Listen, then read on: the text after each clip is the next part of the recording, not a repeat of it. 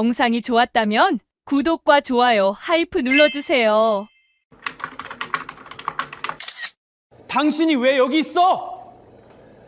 6년 전 위자료 한 푼 없이 아내를 쫓아냈습니다. 도박빚에 불륜까지 했던 그녀가 지금 내 회사 건설 공사 현장 식당에서 기름때 묻은 앞치마를 메고 국을 퍼주고 있었습니다. 제발 여기서 일하게만 해주세요. 도도했던 그녀, 곱디 고운 손은 화상 자국에 덕지덕지. 재벌 회장의 아내였던 그녀에게 6년 동안 대체 무슨 일이 있었던 걸까요? 숨겨진 진실에 재벌 회장은 그 자리에 주저앉아 오열하고 말았습니다. 사연을 시청하시기 전에 구독과 좋아요 한 번씩만 눌러주시겠어요? 지금 어디에서 보고 계신지 댓글로 꼭 남겨주세요. 그곳에 만복이 가득 깃들기를 진심으로 기원하겠습니다. 며칠간 정성을 다해 만든 이야기입니다. 여러분의 응원 한마디가 더해지면 더 깊은 감동으로 찾아뵙겠습니다. 2025년 1월 둘째 주였습니다. 기록적인 한파가 전국을 덮쳤어요. 서울의 체감 온도는 영하 18도를 넘나들었습니다. 바람이 칼날처럼 매서웠어요. 숨을 들이쉬면 콧속이 얼어붙을 것 같았죠. 그날 아침 검은색 고급 승용차 한 대가 경기도 외곽의 공사 현장으로 들어섰습니다. 차 안에는 30대 후반의 남자가 앉아 있었어요. 강태준, 국내 굴지의 건설사 태진건설의 회장이었습니다. 38이라는 나이에 건설 재벌을 이끄는 젊은 회장이었죠. 태준은 창밖으로 펼쳐진 공사 현장을 바라봤어요. 25층짜리 아파트 4개 동이 뼈대를 드러내고 서 있었습니다. 올해 하반기 입주 예정이었죠. 회장님 도착했습니다. 운전기사가 조심스럽게 말했어요. 태준은 고개를 끄덕이고 차에서 내렸습니다. 칼바람이 뺨을 후려쳤어요. 캐시미어 코트 깃을 세우며 현장 안으로 걸어 들어갔습니다. 오늘은 불시 점검이었어요. 미리 알리지 않고 찾아온 겁니다. 현장 소장 오반장이 저 멀리서 태준을 발견하고 허둥지둥 뛰어왔어요. 50대 중반의 남자였습니다. 얼굴이 새하얗게 질려 있었어요. 회장님, 이렇게 직접 나와 주실 줄은 몰랐습니다. 태준의 목소리는 차가웠어요. 마감 공정이 밀리고 있다면서? 직접 보려고 왔어. 오반장이 침을 꿀꺽 삼켰습니다. 그게 현장 사정이 좀 어렵습니다. 어떻게 어려운데? 태준의 눈썹이 꿈틀거렸어요. 오반장이 주변을 둘러보며 말했습니다. 보시다시피 사람이 없습니다. 태준도 주변을 둘러봤어요. 텅 비어 있었습니다. 25층짜리 건물 4개를 짓는 대형 현장인데 인부가 거의 보이지 않았어요. 타워 크레인은 멈춰 서 있었고 레미콘 차량도 한 대 없었습니다. 간간히 안전모를 쓴 사람이 보이긴 했지만 손에 꼽을 정도였어요. 사람이 왜 이렇게 없어? 태준의 목소리가 날카로워졌습니다. 오반장이 난처한 표정을 지었어요. 이 추위에 일을 못하겠다고 다들 안 나옵니다. 영하 18도가 넘으니까 인부들이 못 버팁니다. 철근 잡으면 장갑 낀 손도 달라붙고 콘크리트가 얼어서 타설도 안 됩니다. 태준의 표정이 굳어졌어요. 하반기에 입주야. 일정 못 맞추면 위약금이 수백억이야. 저도 압니다. 회장님, 일당을 2배로 올렸는데도 안 온다고 합니다. 태준은 한숨을 내쉬었어요. 입김이 하얗게 피어올랐습니다. 현장을 한 바퀴 둘러봤어요. 공사는 사실상 멈춰 있었습니다. 골조 작업은 중단됐고 외벽 마감도 절반밖에 안 된 상태였어요. 이대로 가면 일정을 맞출 수 없었습니다. 태준은 이를 악물었어요. 점심때가 됐습니다. 현장 한쪽 구석에 컨테이너 하나가 보였어요. 낡은 컨테이너였습니다. 옆면에 빨간 페인트로 현장 식당이라고 써 있었어요. 지붕 위 연통에서 하얀 연기가 피어오르고 있었습니다. 그 추위 속에서도 밥 짓는 냄새가 바람을 타고 흘러왔어요. 된장찌개 끓는 냄새였습니다. 코끝을 간지리는 구수한 냄새였어요. 오반장이 조심스럽게 말했습니다. 회장님, 점심시간인데 식사부터 하시겠습니까? 그러지 뭐. 태주는 오반장과 함께 컨테이너 안으로 들어갔어요. 좁았습니다. 긴 테이블 2개가 놓여 있었고 한쪽 벽에 가스 난로가 켜져 있었어요. 바깥보다는 그래도 따뜻했습니다. 배식대 앞에 여자 한 명이 서 있었어요. 모자를 눌러쓰고 마스크를 하고 있었습니다. 앞치마는 기름때가 잔뜩 배어 있었어요. 국을 퍼주고 있었습니다. 커다란 솥에서 김이 모락모락 올라왔어요. 태준이 식판을 내밀었습니다. 여자가 고개를 숙인 채 국자를 들었어요. 국을 퍼서 식판에 부었습니다. 바로 그때였어요. 태준의 시선이 여자의 손에 멈췄습니다. 국자를 쥔 손이었어요. 갈라지고 트인 손이었습니다. 손등에는 기름에 데인 듯한 화상 자국이 여러 개 있었어요. 손가락 마디마디가 붉게 부어올라 있었습니다. 새벽부터 찬물에 쌀을 씻고 뜨거운 솥을 만지고 무거운 냄비를 들어올린 손이라는 걸 한눈에 알 수 있었어요. 태주는 멍하니 그 손을 바라봤습니다. 뭔가 이상한 느낌이 들었어요. 설명할 수 없는 묘한 감정이었습니다. 여자가 주걱으로 밥을 퍼담았습니다. 여전히 고개를 숙이고 있었어요. 태주는 식판을 들고 자리에 앉았습니다. 된장찌개가 뜨거웠어요. 추운 날씨에 딱 맞는 한 끼였습니다. 인부들이 하나둘 들어와 자리를 채웠어요. 좁은 컨테이너 안이 사람들로 북적거렸습니다. 여자는 쉴 틈 없이 국을 퍼주고 밥을 담았어요.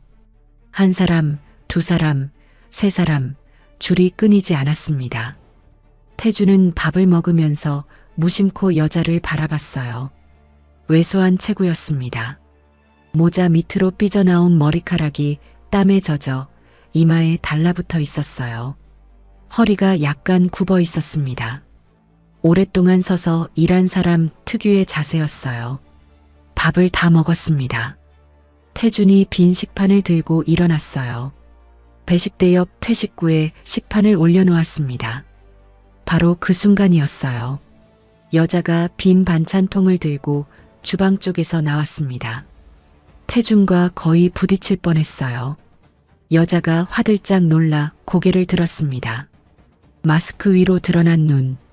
그 눈과 태준의 눈이 마주쳤어요. 세상이 멈춘 것 같았습니다. 태준의 손에서 숟가락이 떨어졌어요. 쨍그랑. 금속 소리가 좁은 컨테이너 안에 울렸습니다. 인부 몇 명이 고개를 돌렸어요. 태준은 움직이지 못했습니다. 숨도 쉬지 못했어요. 이 눈, 이 눈빛. 100만 번을 봐도 잊을 수 없는 눈빛이었습니다. 태준의 입이 바짝 말랐어요. 심장이 바닥으로 꺼지는 것 같았습니다. 여자도 굳어 있었어요. 눈이 공포로 가득 찼습니다. 한 발 뒤로 물러섰어요. 고개를 푹 숙였습니다. 태준의 떨리는 손이 여자의 마스크에 닿았어요. 천천히 벗겼습니다. 마스크 아래 드러난 얼굴. 기름때와 땀으로 범벅이 된 얼굴이었어요. 볼이 푹 꺼져 있었습니다. 입술은 추위에 트고 갈라져 있었어요. 하지만 그 얼굴은 틀림없었습니다. 6년 전 자신이 이 손으로 내쫓았던 여자. 전처 이수연. 태준의 온몸이 굳어버렸어요. 머릿속이 하얘졌습니다. 수연아, 태준의 입에서 그 이름이 새어나왔어요. 수연의 눈에 눈물이 고였습니다. 하지만 흘리지 않았어요. 입술을 악물고 참았습니다. 그리고 몸을 돌렸어요. 주방 안쪽으로 사라졌습니다. 태준은 그 자리에 서 있었어요. 다리에 힘이 풀렸습니다. 심장이 미친 듯이 뛰고 있었어요. 6년 만이었습니다. 태준은 주방 안쪽으로 따라 들어갔습니다. 좁은 조리 공간이었어요. 커다란 솥 2개가 가스레인지 위에 올라가 있었고 김이 자욱하게 피어오르고 있었습니다. 바닥에는 물기가 질펀했어요. 수연은 태준에게 등을 보인 채 서 있었습니다. 어깨가 미세하게 떨리고 있었어요. 수연아, 태준이 불렀습니다. 수연은 돌아보지 않았어요. 돌아봐. 수연이 천천히 몸을 돌렸습니다. 마스크를 다시 쓰고 있었어요. 하지만 눈가가 벌겋게 달아올라 있었습니다. 울었던 건지 참고 있는 건지 알 수 없었어요. 당신이 왜 여기서 이러고 있어? 태준의 목소리가 떨렸습니다. 화가 나는 건지 당황한 건지 본인도 모르겠는 감정이었어요. 수연이 낮은 목소리로 대답했습니다. 먹고 살아야죠. 짧은 대답이었어요. 당신 회사 현장인 줄 몰랐어요. 알았으면 안 왔습니다. 태준은 수연을 위아래로 훑어봤어요. 기름때 묻은 앞치마, 낡은 운동화, 푹 꺼진 볼, 갈라진 입술. 재벌 회장의 부인이었던 여자의 모습이 아니었습니다. 6년 전의 수연은 이렇지 않았어요. 곱게 자란 여자였습니다. 피부가 희고 고왔어요. 손에 물 한 번 안 묻히고 살았으니까요. 그런데 지금 눈앞에 서 있는 여자는 마치 다른 사람 같았어요. 태준의 머릿속에 6년 전 그날이 떠올랐습니다. 어머니 왕금자가 서류 봉투를 들고 서재로 들어왔어요. 태준아, 이걸 봐라.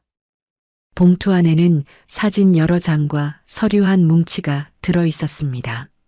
사진에는 수연이 낯선 남자와 호텔 로비에서 걸어 나오는 모습이 찍혀 있었어요. 그 남자 차에 타는 사진도 있었습니다. 2 사람이 나란히 걷는 사진도 있었어요. 그리고 서류는 차용증이었습니다. 수연 이름으로 된 도박빚 차용증이었어요. 금액이 3억이었습니다. 강남의 사설 도박장 출입 기록까지 첨부되어 있었어요. 태준은 그날 눈앞이 벌겋게 변했습니다. 바람을 피우고 도박빚까지 만들었다고. 수연이 울면서 매달렸어요. 오해예요. 저 그 남자 만난 적 없어요. 도박 같은 거 한 적 없어요. 제발 믿어주세요. 태준은 믿지 않았습니다. 사진이 너무 선명했어요. 차용증에 수연의 서명까지 있었습니다. 내 눈 앞에서 꺼져. 다신 보지 말자. 그게 6년 전 태준이 한 마지막 말이었어요. 위자료 한 푼 주지 않았습니다. 수연은 빈손으로 나갔어요. 아무것도 챙기지 못했습니다. 그리고 오늘 6년 만에 다시 만난 수연은 공사장 밥집에서 국을 퍼주고 있었어요. 태준의 입에서 신음 같은 말이 새어나왔습니다. 그놈한테 갔으면 잘 살 것이지. 왜 이런 데서 이러고 있어? 수연의 어깨가 움찔했어요. 잠시 침묵이 흘렀습니다. 수연이 고개를 들었어요. 눈빛이 차가워져 있었습니다. 무슨 말인지 모르겠네요. 몰라? 바람 피운 그 남자 말이야. 같이 살려고 나간 거 아니었어? 수연의 입술이 파르르 떨렸어요. 하지만 대답하지 않았습니다. 그냥 돌아서서 솥 앞에 섰어요. 국자를 들고 솥 안을 저었습니다. 아직 밥을 안 먹은 인부가 있을 수 있으니까요. 태준이 수연의 팔을 잡았어요. 대답해. 어떻게 된 거야? 놓으세요. 수연의 목소리가 떨렸습니다. 저 지금 일해야 해요. 오후 반찬 준비도 해야 하고 내일 새벽에 쓸 식자재도 정리해야 해요. 그게 중요해. 지금 내 꼴이 뭔데? 태준의 목소리가 높아졌어요. 재벌 회장 전처가 공사판 밥집에서 국을 퍼주고 있어. 사람들이 알면 뭐라고 하겠어? 수연이 태준의 손을 뿌리쳤습니다. 전처잖아요. 차가운 목소리였어요. 지금은 남이에요. 남이라고?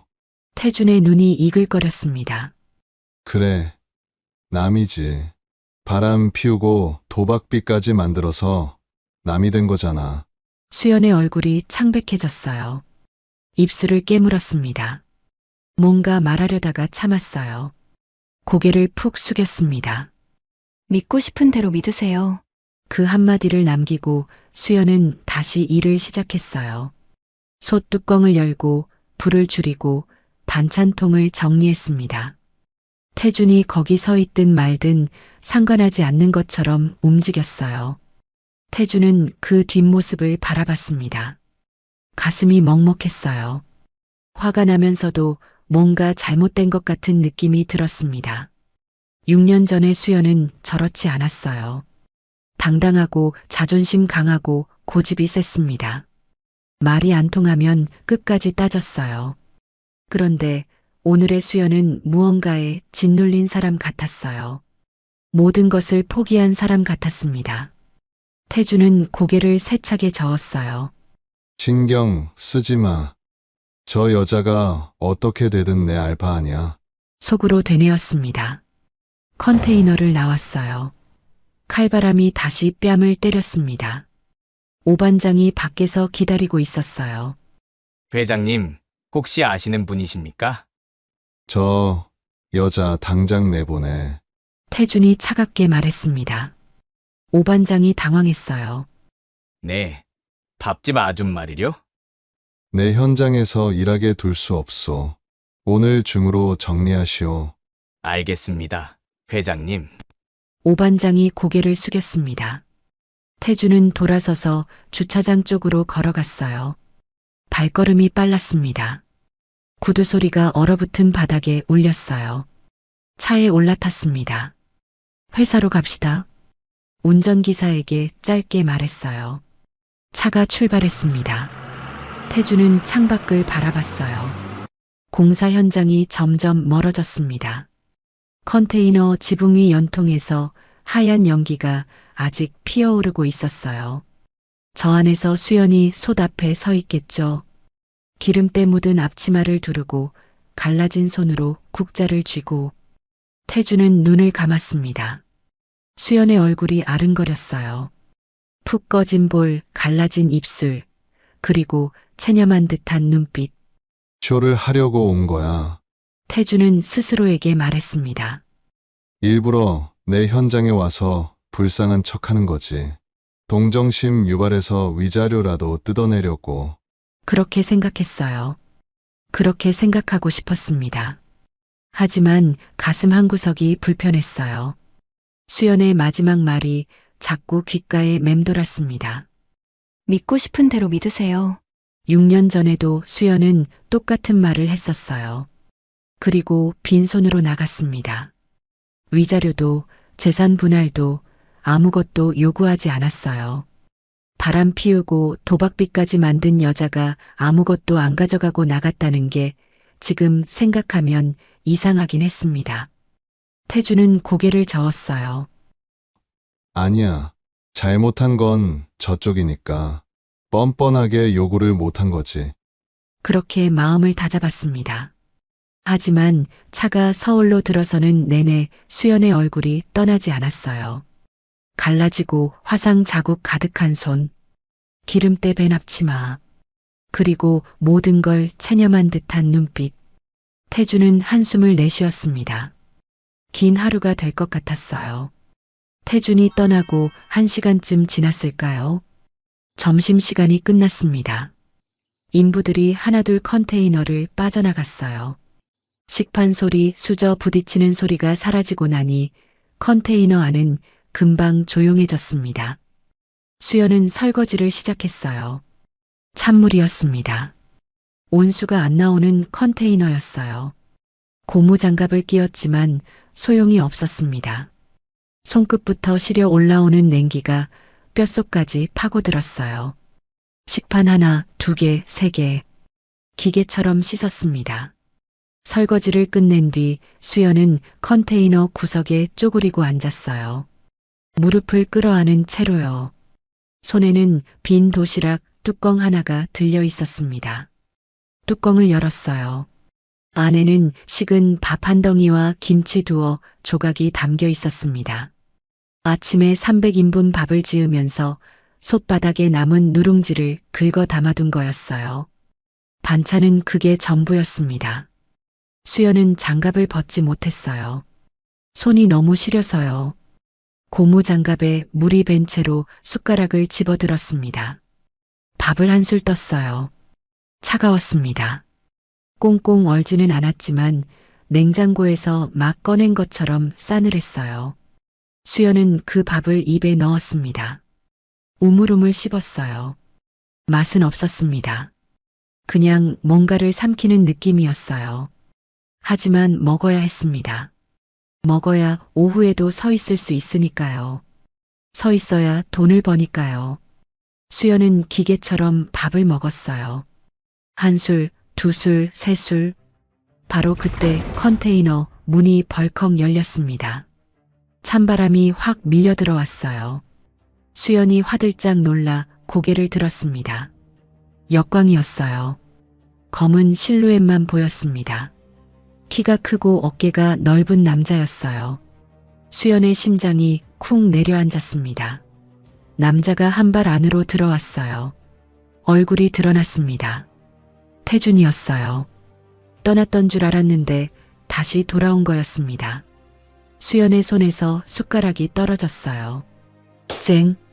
바닥에 부딪혀 소리를 냈습니다. 수연이 벌떡 일어났어요. 도시락을 등 뒤로 감췄습니다. 왜 다시 온 거예요? 목소리가 떨렸어요. 태준은 대답하지 않았습니다. 수연을 위아래로 훑어봤어요. 물 뺀 고무장갑, 기름때 묻은 앞치마, 푹 꺼진 볼, 그리고 등 뒤로 감추려는 도시락. 태준의 표정이 일그러졌습니다. 점심이 그거야? 낮고 차가운 목소리였어요. 수연은 대답하지 않았습니다. 고개를 숙였어요. 태준이 한 발 다가왔습니다. 대답해. 점심이 그거냐고. 네, 수연이 작은 목소리로 대답했어요. 태준은 한쪽 입꼬리를 올렸습니다. 재벌 회장 부인이었던 여자가 찬밥에 김치 2조각이 점심이야? 수연의 어깨가 움찔했어요. 전 부인이요. 그래. 전 부인이지. 태준의 목소리가 날카로워졌어요. 바람 피우고 도박비까지 만들어서 전 부인이 된 거잖아. 수연이 고개를 들었습니다. 눈빛이 흔들렸어요. 뭔가 말하려다 입을 다물었습니다. 다시 고개를 숙였어요. 그렇게 생각하시면 돼요. 발뺌 안 해? 발뺌해서 뭐해요. 수연의 목소리는 힘이 없었습니다. 6년 전에도 안 믿으셨잖아요. 지금 와서 믿으실 것도 아니잖아요. 태준은 할 말을 잃었습니다. 수연의 말이 맞았어요. 6년 전 그녀는 분명히 말했습니다. 오해라고, 그 남자 만난 적 없다고, 도박 같은 건 해본 적도 없다고. 하지만 태준은 귀를 막았습니다.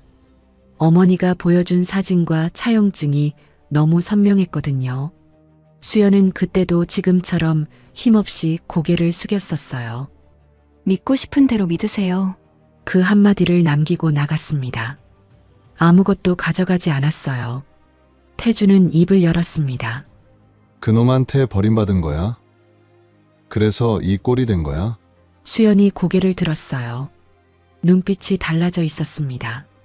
차가움도 아니고 분노도 아닌 그냥 지친 눈빛이었어요. 그런 사람 없어요. 뭐, 바람 피웠다는 그 남자요. 처음부터 없었어요. 태준의 눈이 커졌습니다. 무슨 소리야? 사진이 있었잖아. 호텔에서 나오는 사진. 조작이에요. 수연의 목소리가 떨렸어요. 그 사진 조작된 거예요. 차용증도요. 전부 다 가짜예요. 거짓말하지 마. 태준이 낮게 말했습니다. 6년 전에도 그 소리 했잖아. 누가 믿어? 수연의 입술이 파르르 떨렸어요. 눈에 눈물이 고였습니다. 하지만 흘리지 않았어요. 이를 악물고 참았습니다. 안 믿으셔도 돼요. 어차피 다 지난 일이에요. 수연이 태준의 시선을 피했어요. 도시락을 집어들었습니다. 뚜껑을 닫았어요. 저 일해야 해요. 오후 반찬 준비 시작해야 하거든요. 수연이 태준을 비켜 지나가려 했습니다. 태준이 그녀의 팔을 잡았어요. 질문에 대답 안 했잖아. 대답하고 가. 놓으세요. 수연의 목소리가 떨렸어요. 놓으라고요. 아프잖아요. 태준의 손에 힘이 들어가 있었습니다. 수연이 얼굴을 찡그렸어요. 태준이 손을 놓았습니다. 수연은 한 발 물러서며 말했어요. 한 가지만 부탁할게요. 태준은 대답하지 않았습니다. 저 여기서 일하게 해주세요. 수연의 목소리가 갈라졌어요. 아까 내보내라고 하셨잖아요. 제발 그러지 마세요. 왜? 저한테 이 일밖에 없어요. 수연의 어깨가 들썩거렸어요. 이번 달 선불 받은 것도 있어요. 지금 잘리면 말을 잇지 못했습니다. 눈물을 참느라 목이 막힌 거였어요. 제발이요. 300인분이든 500인분이든 해낼 수 있어요. 새벽 3시부터 나와도 상관없어요. 그러니까 제발. 수연의 무릎이 꺾였습니다. 컨테이너 바닥에 털썩 주저앉았어요. 쫓아내지 마세요. 처절한 목소리였습니다. 자존심 같은 건 없었어요. 6년 전 곱게 자란 여자, 재벌 회장의 부인이었던 여자가 컨테이너 바닥에 무릎을 꿇고 있었습니다. 태주는 그 모습을 바라봤어요. 가슴이 먹먹했습니다. 뭔가 잘못됐어요. 분명히 뭔가 잘못된 거였습니다. 바로 그때였어요. 따르릉, 따르릉. 어디선가 전화 소리가 들렸습니다. 수연의 앞치마 주머니에서 나는 소리였어요. 낡은 폴더폰이었습니다. 수연이 황급히 전화를 꺼냈어요. 손이 떨려서 버튼을 제대로 못 눌렀습니다. 겨우 통화 버튼을 눌렀어요. 여보세요? 그 순간 전화기 너머로 가느다란 목소리가 들렸습니다. 아이 목소리였어요. 엄마, 수연의 얼굴이 새하얗게 변했습니다. 시우야? 왜? 무슨 일이야? 엄마. 눈이 또 안 보여. 아이의 목소리가 떨리고 있었어요. 울먹이는 소리였습니다. 아까까지는 보였는데 갑자기 깜깜해. 나 무서워. 엄마, 어디야? 수연이 벌떡 일어났습니다. 시우야, 괜찮아? 엄마 금방 갈게. 간호사 선생님 불렀어? 응. 근데 엄마가 보고 싶어. 알았어. 금방 갈게. 조금만 기다려. 수연이 전화를 끊었어요. 태준을 돌아볼 여유도 없었습니다. 도시락을 내팽개치고 컨테이너를 뛰쳐나갔어요. 앞치마도 벗지 않은 채였습니다. 태준은 멍하니 그 자리에 서 있었어요. 바닥에 떨어진 도시락 뚜껑이 보였습니다. 밥알 몇 개가 흩어져 있었어요.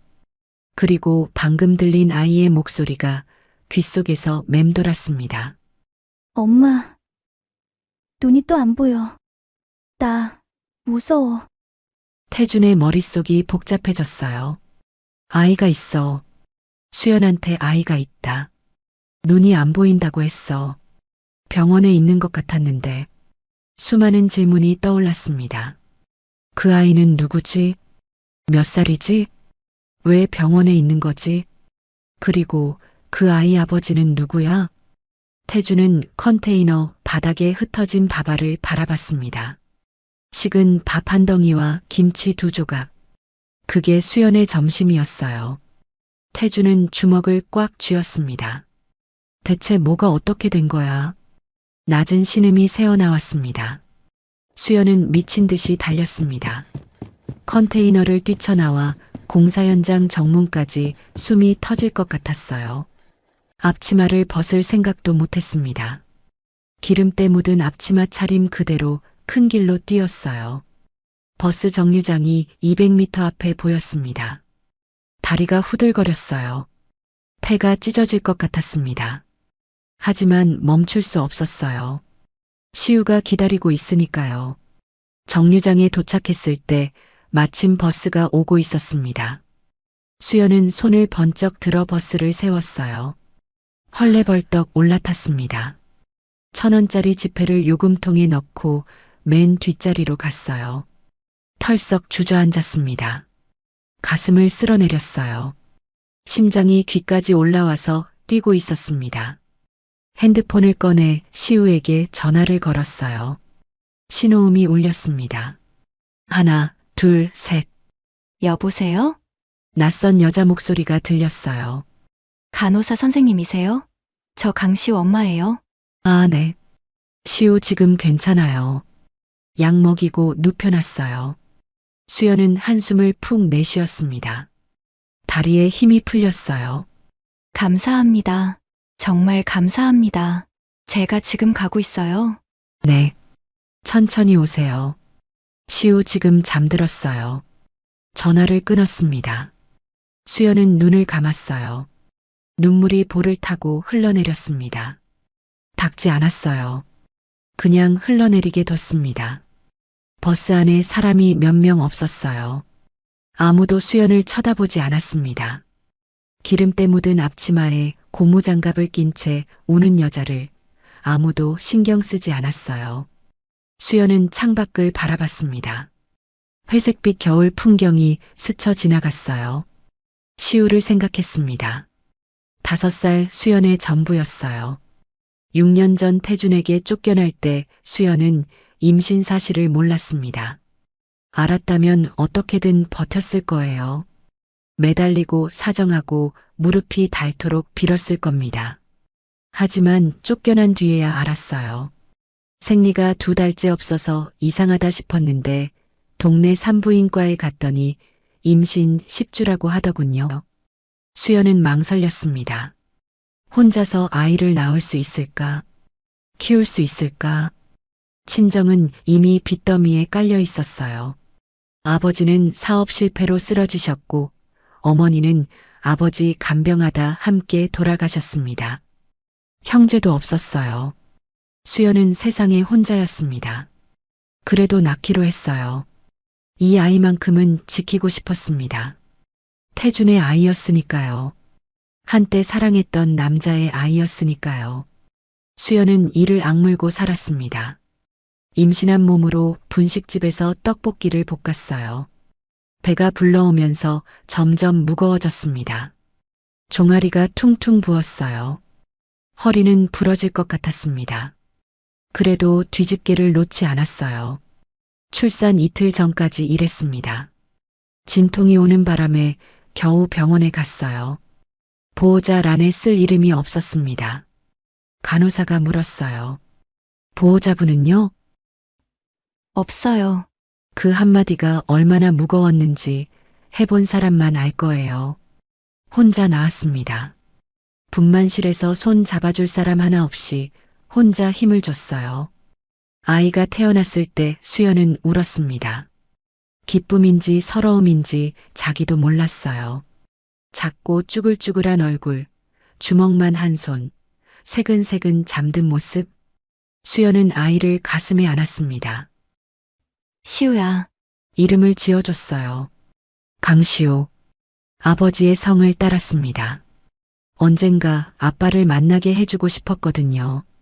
그날이 오지 않을지도 모르지만 그래도 성만큼은 아빠 걸 주고 싶었어요.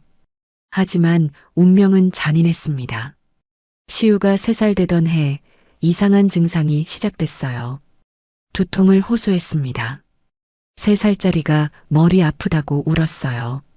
구토도 잦았습니다. 걸음을 걷다가 자꾸 넘어졌어요. 그리고 어느 날 시우가 말했습니다.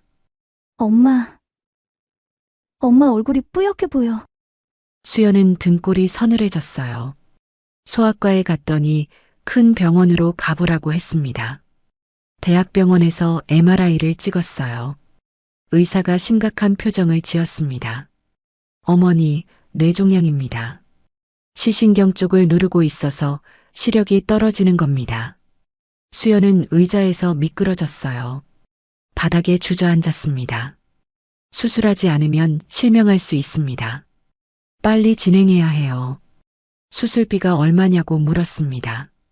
의사가 말한 금액에 수연의 눈앞이 깜깜해졌어요. 2억. 분식집에서 떡볶이를 볶아서 어떻게 2억을 모아요. 그래서 공사장 밥집까지 나온 거였습니다. 이동식 밥집은 일반 식당보다 일이 고됐지만 돈을 더 쳐줬어요. 새벽 4시에 나와서 300인분 밥을 짓고 점심까지 배식하고 설거지하고 다음날 식자재를 정리하면 오후 3시. 그 뒤에는 버스를 타고 병원으로 갔습니다. 시우 곁에서 밤을 보내고 다음날 새벽 3시에 다시 일어나 공사 현장으로 향했어요. 잠은 버스 안에서 잤습니다. 그게 수연의 하루였어요. 매일. 버스가 병원 앞에 도착했습니다. 수연은 허둥지둥 내렸어요. 병원 로비를 가로질러 엘리베이터를 탔습니다. 3층 소아병동. 문이 열리자마자 뛰어나갔어요. 복도를 달렸습니다. 302호. 시우의 병실이었어요. 문을 조심스럽게 열었습니다. 병실 안은 조용했어요. 침대 위에 작은 아이가 누워 있었습니다. 5살 시우. 얼굴이 창백했어요. 눈을 감고 잠들어 있었습니다. 이마에는 식은땀이 맺혀 있었어요. 수연은 침대 옆에 쪼그리고 앉았습니다. 시우의 손을 잡았어요. 작고 여린 손이었습니다. 시우야, 수연이 낮게 불렀어요. 목소리가 떨렸습니다. 엄마 왔어. 늦어서 미안해. 시우는 대답이 없었습니다. 잠들어 있었으니까요. 수연은 시우의 얼굴을 바라봤어요. 아버지를 닮았습니다. 눈매가 특히 그랬어요. 길고 짙은 속눈썹, 오똑한 코, 태준의 얼굴을 그대로 축소해 놓은 것 같았습니다. 시우의 목에 가느다란 체인이 걸려 있었어요. 작은 펜던트였습니다. 은색 하트 모양이었어요. 뒤집으면 작은 글씨가 새겨져 있었습니다. 영원히. 태준이 결혼 전에 수연에게 처음 사준 거였어요. 수연이 시우에게 걸어줬습니다. 이거 아빠가 엄마한테 준 건데 시우한테 줄게. 시우가 물었었어요. 아빠가 준 거야?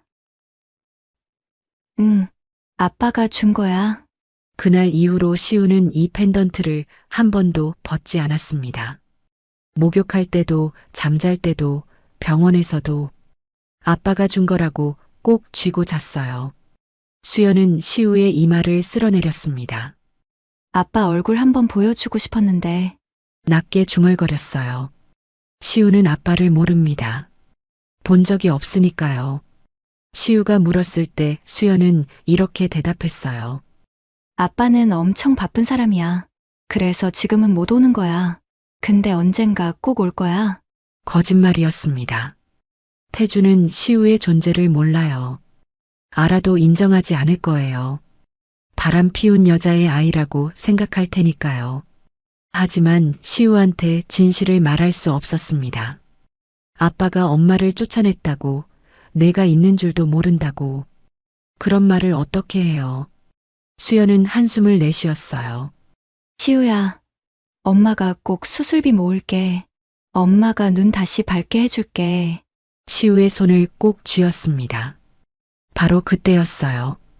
병실 문이 열렸습니다. 수연이 고개를 돌렸어요. 굳어버렸습니다. 태준이 서 있었어요. 병실 문 앞에. 수연의 심장이 멈추는 것 같았습니다. 어떻게 알고 온 거야? 왜 여기에? 수연이 벌떡 일어났어요. 시우 앞을 가로막았습니다. 두 팔을 벌려 아이를 감싸는 자세였어요. 왜 왔어요? 수연의 목소리가 떨렸습니다. 여긴 당신이 올 곳이 아니에요. 태주는 대답하지 않았어요. 수연의 뒤에 있는 아이를 바라봤습니다. 침대에 누운 작은 아이, 창백한 얼굴, 가느다란 팔에 꽂힌 수액바늘. 태준의 표정이 일그러졌습니다. 가세요. 수연이 차갑게 말했어요. 당장 나가세요. 태준은 병실 안으로 한 발 들어왔습니다. 수연이 뒤로 물러섰어요. 시우의 침대 앞을 완전히 막아서는 자세였습니다. 저 아이가 누구야? 태준이 물었어요. 목소리가 낮게 깔렸습니다. 수연은 대답하지 않았어요. 입술을 꽉 깨물고 있었습니다. 대답해. 저 아이가 누구냐고. 태준이 한 발 더 다가왔어요. 수연이 팔을 더 넓게 벌렸습니다. 상관없어요. 당신 아이 아니에요. 뭐, 당신 아이 아니라고요. 수연이 소리쳤어요. 목소리가 병실 안에 울렸습니다. 침대 위에서 시우가 움찔했어요. 잠에서 깨어나는 것 같았습니다. 수연이 목소리를 급히 낮췄어요. 나가요. 제발. 시우 깨면 안 돼요. 시우? 태준이 되뇌었습니다. 강시우. 그게 저 아이 이름이야? 수연의 얼굴이 굳어졌어요. 이름을 불러버린 거였습니다. 태준의 눈이 수연의 뒤쪽으로 향했어요. 시우가 눈을 떴습니다. 엄마, 가느다란 목소리였어요. 수연이 재빨리 돌아섰습니다. 시우의 손을 잡았어요. 시우야, 괜찮아? 엄마 여기 있어. 시우가 고개를 돌렸습니다. 눈을 가늘게 뜨고 태준 쪽을 바라봤어요. 잘 보이지 않는 것 같았습니다. 눈을 찡그리며 한참을 바라봤어요. 엄마. 저기 누가 있어? 아무도 없어. 신경 쓰지 마. 수연이 시우의 얼굴을 자기 쪽으로 돌렸어요.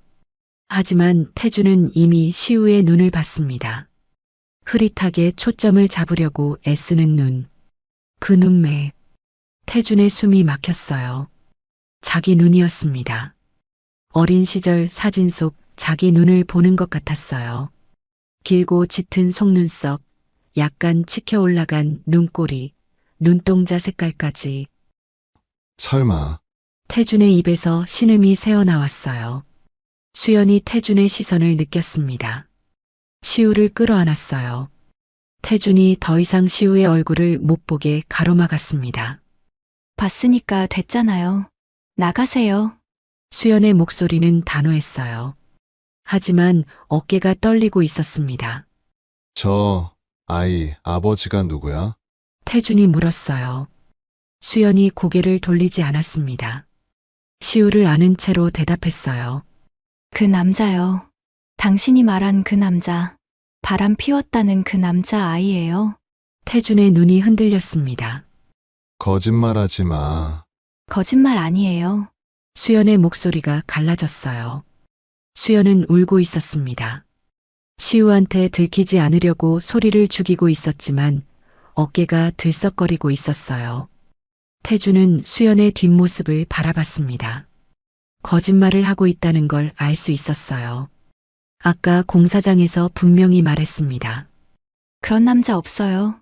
처음부터 없었어요. 그런데 지금은 그 남자 아이라고 하고 있어요. 둘 중 하나가 거짓말이었습니다. 아니, 둘 다 진실일 수는 없었어요. 태준은 시우를 다시 바라봤습니다. 수연의 팔에 안겨있는 작은 아이. 목에 뭔가 반짝이는 게 보였어요. 가느다란 은색 체인. 작은 펜던트가 달려 있었습니다. 하트 모양이었어요. 태준의 심장이 한번 크게 뛰었습니다. 어디서 본 것 같았어요. 하지만 확신할 수는 없었습니다. 거리가 너무 멀었거든요. 엄마. 저 아저씨 왜 안 가? 시우가 작은 목소리로 물었어요. 가실 거야? 곧 가실 거야? 수연이 시우의 머리를 쓰다듬으며 말했습니다. 그리고 태준을 돌아봤어요. 눈물에 젖은 얼굴이었습니다. 하지만 눈빛만은 단단했어요. 제발 가세요. 당신 아이 아니에요. 건드리지 마세요. 제가 키울 거예요. 한마디 한마디가 벽을 쌓는 것 같았습니다. 태준은 더 이상 다가가지 못했어요. 한 발 뒤로 물러섰습니다. 병실 문 앞에서 멈췄어요. 수연의 눈을 바라봤습니다. 절박함과 두려움이 뒤섞인 눈이었어요. 태준은 돌아섰습니다. 병실 문을 닫았어요. 복도에 혼자 섰습니다. 다리에 힘이 없었어요. 벽에 등을 기댔습니다. 머릿속이 엉망이었어요. 시우의 눈이 자꾸 떠올랐습니다. 자기 눈이었어요. 틀림없었습니다. 그러면 수연은 바람을 피운 게 아니란 말이야? 내 아이를 임신한 채로 쫓겨난 거야? 6년 동안 혼자 키운 거야? 태주는 고개를 세차게 저었어요. 아니야. 착각이야. 스스로에게 말했습니다. 하지만 확신이 서지 않았어요. 사진이 있었잖아. 차용증이 있었잖아. 어머니가 보여줬잖아. 그런데 수연은 조작이라고 했어요. 6년 전에도 오늘도. 태주는 주머니에서 핸드폰을 꺼냈습니다. 비서실장 김도영에게 전화를 걸었어요. 신호음이 2번 울리고 연결됐습니다. 네, 회장님. 나야. 지금 어디야? 사무실입니다. 지금 당장 나와. 을지로 대학병원으로 와. 네, 무슨 일이십니까? 와서 말할게. 빨리 와. 짧게 말하고 끊었습니다. 태주는 핸드폰을 쥔 채 병실 쪽을 바라봤어요. 닫힌 문 너머로 수연의 희미한 목소리가 들렸습니다. 시우야, 괜찮아? 아무 일도 아니야. 자, 엄마가 이불 덮어줄게. 부드러운 목소리였어요. 아이를 달래는 엄마의 목소리. 태주는 눈을 감았습니다. 가슴이 무거웠어요. 뭔가 큰 것이 무너져 내리는 것 같은 느낌이었습니다. 30분 뒤 비서실장이 도착했습니다. 병원 복도에서 태준을 찾았어요. 회장님, 무슨 일이십니까? 안색이 안 좋으십니다. 태준은 302호 병실을 가리켰어요. 저 안에 여자랑 아이가 있어. 네, 저 여자가 누군지 알아? 비서실장이 고개를 저었습니다. 전처야. 비서실장의 눈이 커졌어요. 전처분이요. 이수연 씨 말씀이십니까? 그래. 태준은 한숨을 내쉬었어요. 아이도 있어. 5살쯤 되어 보여. 비서실장은 빠르게 계산했습니다. 6년 전 이혼, 아이가 5살이면 설마, 비서실장의 입에서 신음이 새어나왔어요. 나도 모르겠어. 태준이 이마를 짚었습니다. 수연이는 내 아이가 아니래. 다른 남자 아이라고 해. 그걸 믿으십니까? 몰라. 그래서 내가 알아봐야지. 태준이 비서실장을 똑바로 바라봤어요. 저 아이에 대해서 전부 알아내. 이름, 나이, 생년월일, 출생 기록, 그리고 아버지가 누구인지, 알겠습니다. 비서실장이 고개를 숙였어요. 그리고 수연이도 6년 동안 어떻게 살았는지 전부 조사해. 빠짐없이. 네, 회장님.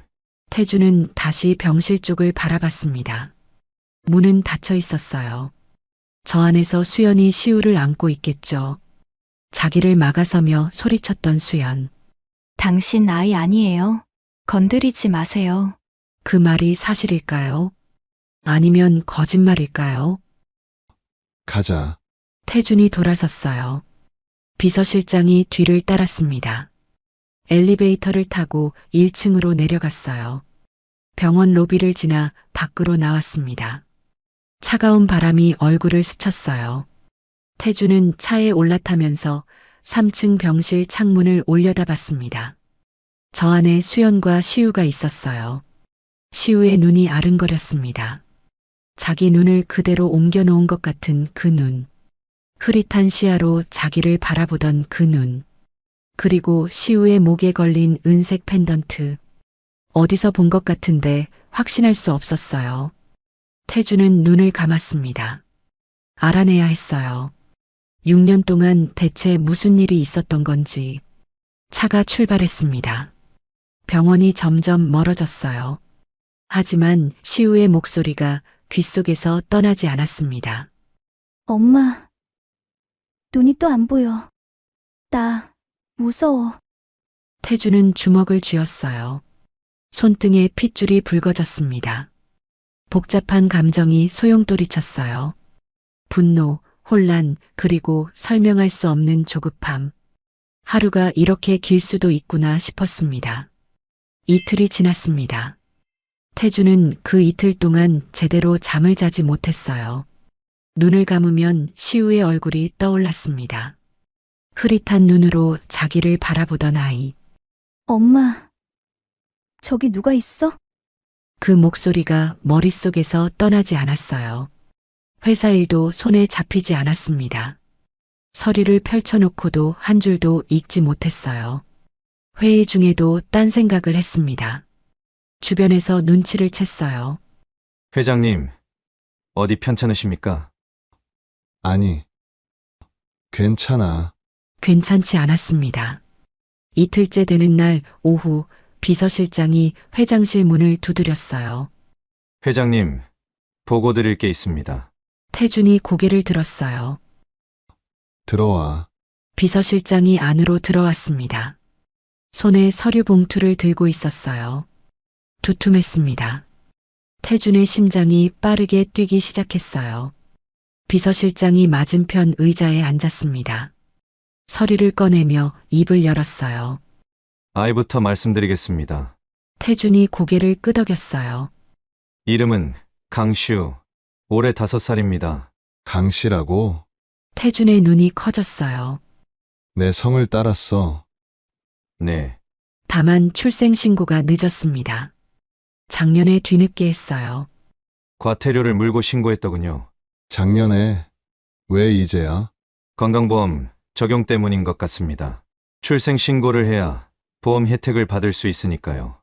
아이 치료비가 워낙 크다 보니 더 이상 미룰 수 없었던 겁니다. 태준은 고개를 끄덕였어요. 아버지는? 다들 잘 보고 계시죠? 끝까지 놓치지 마세요. 호적상 아버지라는 공란입니다. 태준의 가슴이 쿵 내려앉았어요. 공란이라고? 네, 미혼모로 등록되어 있습니다. 아이를 혼자 낳은 겁니다. 태준은 서류를 받아들었어요. 강시우 생년월일, 출생 장소, 모든 게 적혀 있었습니다. 출생일을 계산해 봤어요. 6년 전 이혼한 날짜에서 9달 뒤, 정확히 맞아떨어졌습니다. 수연이 쫓겨날 때 임신 초기였다면 9달 뒤에 아이를 낳았을 거예요. 태준의 손이 미세하게 떨렸습니다. 수연이는 어떻게 살았어? 비서실장이 다음 장을 넘겼어요. 이혼 후 친정으로 갔습니다. 하지만 친정은 이미 부도 상태였습니다. 태준은 알고 있었어요. 결혼 전 수연의 아버지는 중소기업을 운영했습니다. 하지만 결혼하고 얼마 안 돼 사업이 기울기 시작했어요. 부도가 나고 빚쟁이들이 몰려왔습니다. 수연의 부모님은 빚에 시달리다 건강이 무너졌어요. 아버지가 먼저, 어머니가 뒤를 이어 돌아가셨습니다. 부모님 돌아가신 뒤 이수연 씨는 완전히 혼자가 됐습니다. 형제자매도 없고 의지할 곳이 없었습니다. 비서실장의 목소리가 낮아졌어요. 임신한 몸으로 분식집에서 일했습니다. 떡볶이 볶고 설거지하고 바닥 닦고 할 수 있는 건 다 했습니다. 태준의 손에 힘이 들어갔어요. 서류를 쥔 손가락이 하얗게 변했습니다. 아이를 낳은 뒤에도 마찬가지였습니다. 낮에는 식당, 밤에는 편의점, 2중 3중으로 일하면서 아이를 키웠습니다. 태준은 눈을 감았어요. 머릿속에 수연의 모습이 그려졌습니다. 배가 불러오는데도 뜨거운 기름 앞에 서서 떡볶이를 볶는 수연. 갓난아이를 업고 편의점 야간 근무를 서는 수연. 잠도 못 자고 2군데 3군데를 뛰어다니는 수연. 2년 전 아이에게 증상이 나타나기 시작했습니다. 비서실장이 말을 이었어요. 뇌종양입니다. 시신경을 압박하고 있어서 시력이 점점 떨어지고 있습니다. 태준의 눈이 번쩍 떠졌어요. 뇌종양? 네, 수술하지 않으면 완전히 실명할 수 있다고 합니다. 비서실장이 서류 한 장을 더 넘겼어요. 지금까지 들어간 치료비가 약 8천만 원입니다. 앞으로 수술비까지 합하면 최소 2억 이상이 필요합니다. 태준은 숨이 막혔어요. 8천만 원을 어떻게 모았어? 분식집 알바로? 불가능한 금액이죠. 그래서 공사장 밥집까지 나온 겁니다. 비서실장이 말했어요. 이동식 밥집은 힘든 대신 일반 식당보다 급여를 더 줍니다. 새벽 4시에 나와서 300인분 밥을 짓고 오후 3시까지 일하고 그 뒤에 병원으로 갑니다. 밤에는 아이 곁에서 자고 새벽 3시에 다시 일어나 현장으로 가는 생활을 반복하고 있습니다. 태주는 공사 현장에서 본 수연을 떠올렸어요.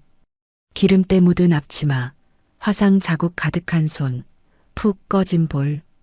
그게 다 시우를 살리기 위해서였어요. 치료비를 한 푼이라도 더 모으려고 새벽부터 밥을 지었던 거였습니다. 태준의 눈에서 눈물이 흘러내렸어요. 자기도 모르게 흘러내린 눈물이었습니다. 회장님, 비서실장이 조심스럽게 불렀어요. 태준은 손등으로 눈물을 훔쳤습니다. 그 남자는 네, 수연이가 바람 피웠다는 그 남자. 그리고 도박비. 그건 어떻게 됐어? 비서실장의 표정이 굳어졌습니다. 그것에 대해서도 조사했습니다. 뭐래? 비서실장이 잠시 망설였어요. 그리고 천천히 입을 열었습니다. 회장님, 그런 남자는 없습니다. 뭐? 태준의 눈이 커졌어요. 이수연 씨가 바람을 피웠다는 증거가 없습니다. 호텔 출입 기록, 신용카드 사용 내역, 통화 기록 전부 확인했습니다. 해당 호텔에 이수연 씨가 출입한 기록 자체가 존재하지 않습니다. 태준의 입이 벌어졌어요. 도박빚도 마찬가지입니다. 차용증에 적힌 사설 도박장을 추적했는데 이수연 씨가 그곳에 간 적이 단 한 번도 없습니다. 출입 명단에 이름이 없어요. 그럼 그 차용증은 뭐야? 서명까지 있었잖아. 위조입니다. 비서실장이 단호하게 말했어요. 필적, 감정을 의뢰했습니다. 차용증의 서명은 이수연 씨의 필체가 아닙니다. 누군가 흉내낸 겁니다. 태준의 손에서 서류가 떨어졌어요. 바닥에 흩어졌습니다. 사진은 태준의 목소리가 갈라졌어요. 호텔에서 남자랑 나오는 사진이 있었잖아. 그것도 조사했습니다. 비서실장이 심호흡을 했어요. 6년 전 그 사진을 찍은 흥신소를 추적했습니다. 흥신소 소장을 찾아갔어요. 처음에는 입을 다물었지만 압박을 넣으니까 결국 실토했습니다. 태준은 움직이지 못했어요. 숨도 쉬지 못했습니다. 어머님께서 의뢰하신 겁니다. 비서실장의 목소리가 낮게 깔렸어요. 어머님께서 흥신소에 돈을 주고 이수연 씨가 모르는 남자와 함께 있는 것처럼 사진을 합성하라고 지시하셨습니다. 호텔 로비 사진, 차에 타는 사진, 전부 합성입니다. 그리고 도박빚 차용증도 어머님 지시로 위조된 겁니다. 태준의 다리에 힘이 풀렸어요. 의자에 털썩 주저앉았습니다. 왜? 가까스로 한마디를 뱉었어요. 왜 어머니가 그런 짓을? 그건 저도 정확히 모릅니다. 다만 한 가지 확인한 게 있습니다. 비서실장이 서류를 한 장 더 꺼냈어요. 어머님께서 6년 전 이혼 직전에 유명한 사주쟁이를 찾아가신 기록이 있습니다. 강남에 있는 점집인데 한 번에 상담료가 500만 원짜리 곳입니다. 무당. 네. 그 무당이 뭐라고 했는지는 직접 확인할 수 없었지만 흥신소 소장이 한 가지 말을 흘렸습니다. 뭐래? 왕 여사님이 이렇게 말씀하셨다고 합니다. 용한 분이 보셨는데 저 며느리가 재산을 탕진할 팔자래.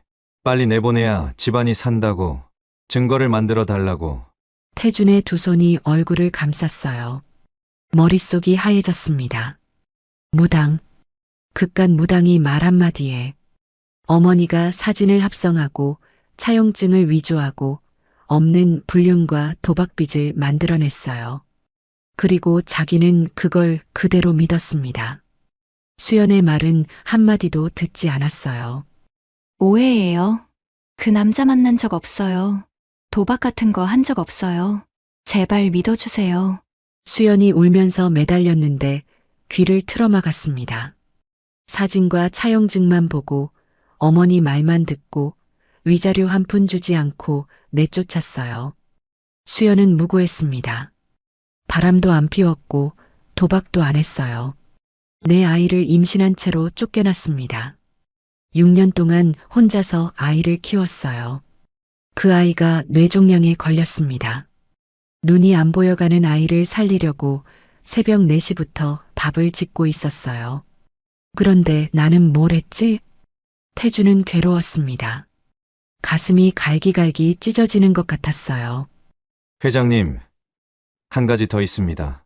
비서실장이 조심스럽게 말했어요. 뭔데? 아이의 상태가 좋지 않습니다. 뇌종양이 커지고 있어서 수술 시기를 더 이상 미룰 수 없다고 합니다. 담당 의사 소견으로는 한 달 안에 수술하지 않으면 시력을 완전히 잃을 수 있다고 합니다. 태준이 고개를 들었어요. 한 달? 네. 그런데 수술비가 아직 부족합니다. 이수연 씨가 지금까지 모은 돈으로는 턱없이 모자랍니다. 태준은 자리에서 벌떡 일어났어요. 병원으로 가자. 네.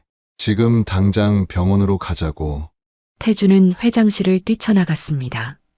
복도를 달렸어요. 엘리베이터가 답답해서 계단으로 내려갔습니다. 숨이 턱까지 차올랐어요. 하지만 멈출 수 없었습니다. 시우, 내 아들. 내가 존재조차 몰랐던 내 아들. 그 아이의 눈이 꺼져가고 있었어요. 태주는 차에 올라탔습니다. 병원으로. 빨리. 운전기사가 엑셀을 밟았어요. 차가 도로로 뛰어들었습니다. 태주는 창밖을 바라봤어요. 서울 시내가 흐릿하게 번져 보였습니다. 눈물 때문이었어요. 수연아, 태준이 낮게 중얼거렸습니다. 미안해. 정말 미안해. 6년이나 늦었습니다. 그 세월 동안 수연은 바닥에서 살았어요. 아무 도움 없이 혼자서. 태주는 이를 악물었습니다. 늦었지만 지금이라도 해야 했어요. 내 아들을 살려야 했습니다. 그리고 수연에게 모든 걸 말해야 했어요. 진실을 알았다고, 자신이 얼마나 잘못했는지 알았다고, 용서받지 못하더라도. 태주는 병실 앞에서 멈췄습니다. 숨이 가빴어요. 회사에서 병원까지 차로 30분 거리였는데 그 30분이 30시간처럼 느껴졌습니다. 심장이 미친 듯이 뛰고 있었어요. 문을 열어야 하는데 손이 떨려서 손잡이를 잡지 못했습니다. 안에서 소리가 들렸어요. 수연의 목소리였습니다. 시우야, 뭐 먹고 싶어? 엄마, 나 핫도그 먹고 싶어. 아이의 가느다란 목소리가 들렸습니다. 핫도그? 알았어. 엄마가 사다 줄게. 진짜? 약속이야? 응. 약속. 태주는 눈을 감았어요. 평범한 대화였습니다. 엄마와 아들의 평범한 대화. 하지만 태준에게는 비수처럼 꽂혔어요. 6년 동안 한 번도 들어보지 못한 대화였습니다. 아들의 목소리를, 아들이 뭘 좋아하는지, 아들이 뭘 먹고 싶어 하는지 아무것도 몰랐어요. 존재조차 몰랐으니까요. 태주는 문을 열었습니다. 삐걱. 문이 열리는 소리에 수연이 고개를 돌렸어요.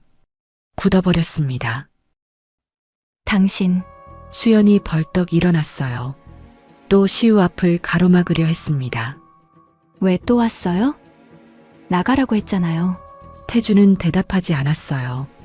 천천히 병실 안으로 들어왔습니다. 수연 앞에 섰어요. 그리고 무릎을 꿇었습니다. 털썩? 무거운 소리가 났어요. 수연의 눈이 커졌습니다. 뭐 하는 거예요? 태주는 고개를 숙였어요. 바닥을 바라봤습니다.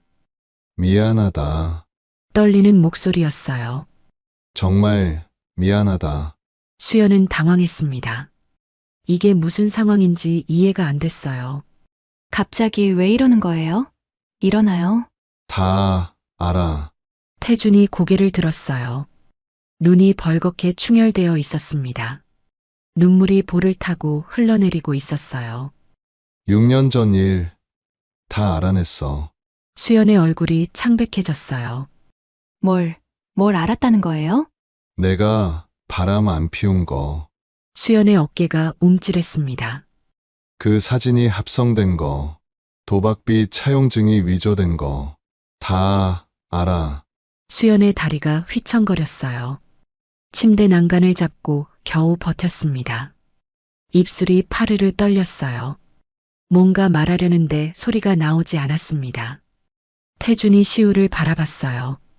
침대 위에서 시우가 큰 눈으로 태준을 바라보고 있었습니다. 흐릿한 시야로 초점을 잡으려고 눈을 찡그리면서 시우가 내 아들인 것도 알아. 수연의 눈에서 눈물이 쏟아졌어요. 참고 참았던 눈물이었습니다. 6년 동안 삼킨 눈물이었어요. 이제 와서, 수연의 목소리가 갈라졌습니다. 이제 와서 그게 무슨 소용이에요? 수연이 한 발 뒤로 물러섰어요. 6년이에요. 6년 동안 나 혼자 살았어요. 목소리가 점점 높아졌습니다. 임신한 몸으로 쫓겨나서 갈 곳이 없었어요. 친정은 빚더미에 깔려 있었고, 부모님은 돌아가셨고, 형제도 없었어요. 태준의 얼굴이 일그러졌어요. 분식집에서 떡볶이 볶으면서 배가 불러왔어요. 허리가 끊어질 것 같은데 뒤집개를 놓을 수가 없었어요. 놓으면 다음 달 방세를 못 내니까. 수연이 흐느꼈어요. 시우 낳을 때도 혼자였어요. 보호자란에 쓸 이름이 없었어요. 간호사가 보호자분 어디 계시냐고 물었는데 없다고. 없다고 말하는 게 얼마나 서러운지 알아요? 태준은 아무 말도 못했습니다. 무릎 꿇은 채로 고개를 숙이고 있었어요. 시우가 아프다는 말 들었을 때요. 수연의 목소리가 잠깐 멈췄어요. 숨을 고르려는 것 같았습니다. 병원에서 뇌종양이래요. 수술 안 하면 눈이 안 보이게 될 수 있대요. 그 말 듣는데 옆에 아무도 없었어요. 손잡아 줄 사람이 단 한 명도 없었어요. 수연이 주먹으로 태준의 어깨를 때렸어요. 퍽! 치료비 없어서 사회복지사한테 사정사정했어요. 밥집에서 새벽 4시부터 일했어요. 소태되어서 팔뚝에 물집이 잡혀도 참았어요. 시우 수술비 모아야 하니까. 퍽! 퍽! 주먹이 태준의 가슴에 떨어졌습니다. 힘없는 주먹이었어요. 하지만 태준은 피하지 않았습니다. 그냥 맞았어요. 근데 이제 와서 미안하다고요? 수연의 목소리가 찢어졌어요. 이제 와서 다 알았다고요? 6년이 지나서. 그게 무슨 소용이에요? 수연의 손이 멈췄습니다. 더 이상 힘이 없었어요. 그 자리에 주저앉았습니다.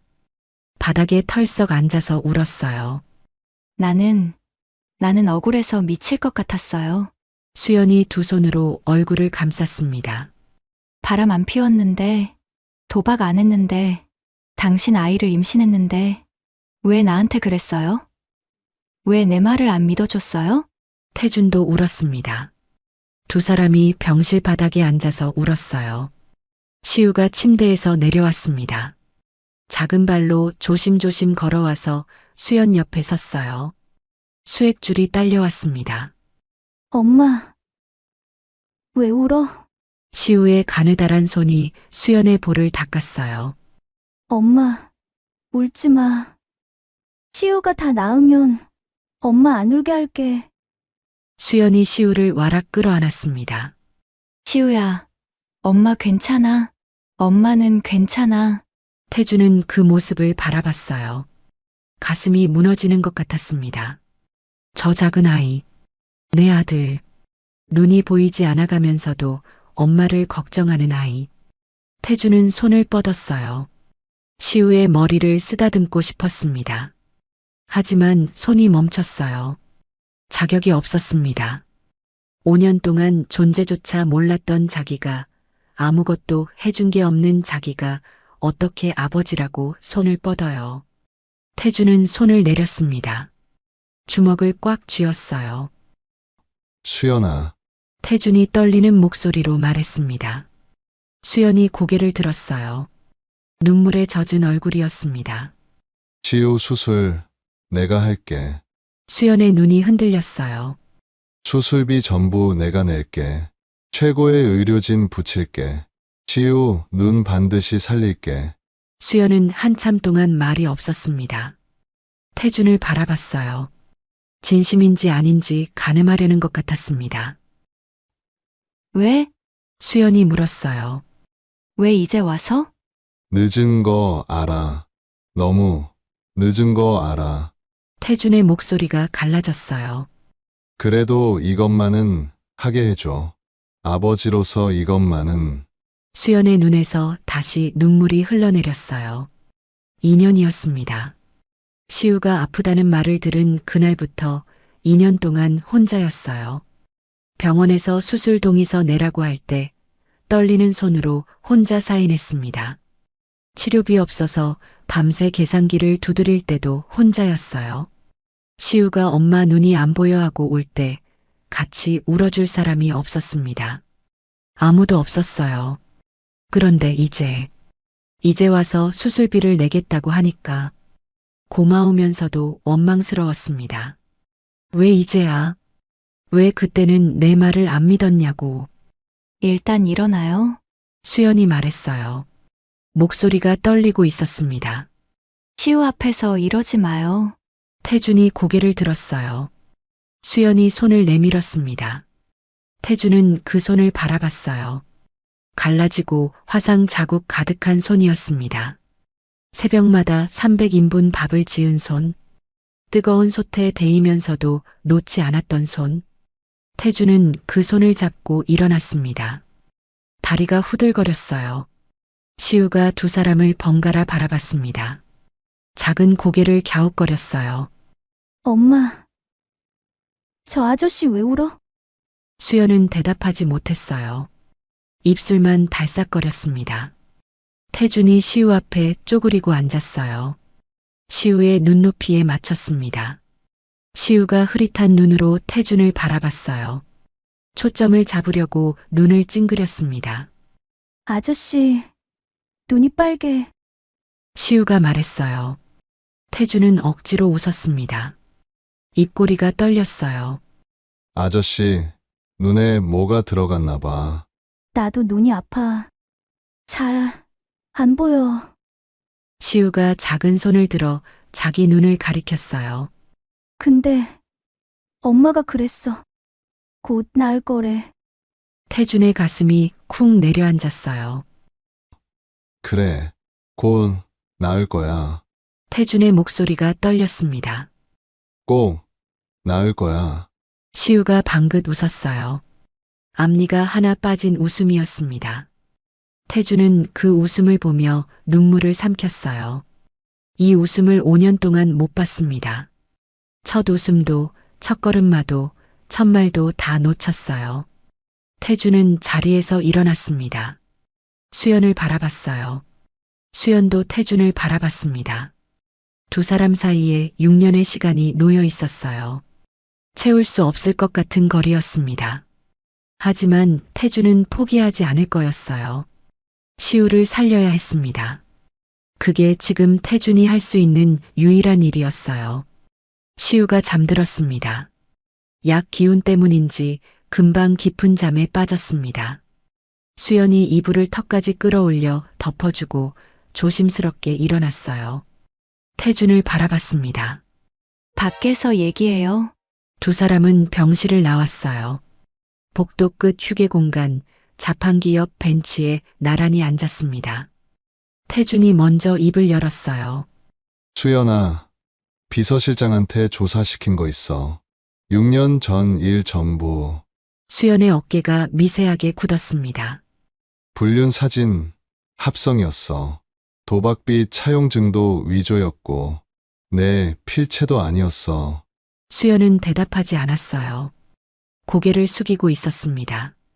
전부 어머니가 시킨 거였어. 흥신소에 돈 주고 사진 합성시키고 차용증 만들고 도박장 기록까지 꾸며낸 거였어. 태준의 목소리가 갈라졌어요. 이유가 무당이었어.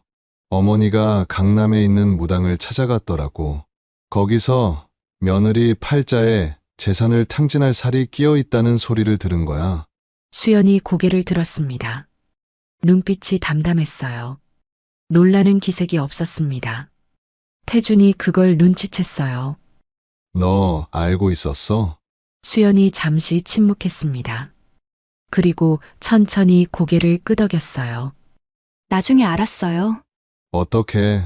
쫓겨나고 한참 뒤에 길에서 그 흥신소 직원을 우연히 마주쳤어요. 술에 취해 있더라고요. 수연의 손이 무릎 위에서 떨리고 있었어요. 저를 알아보더니 미안하다고 하면서 다 털어놨어요. 왕 여사님이 큰돈 줬다고. 사진 합성비가 얼마, 차용증 위조비가 얼마, 금액까지 자랑하듯이 떠들더라고요. 태준의 주먹이 떨렸습니다. 그때 다 알았어요.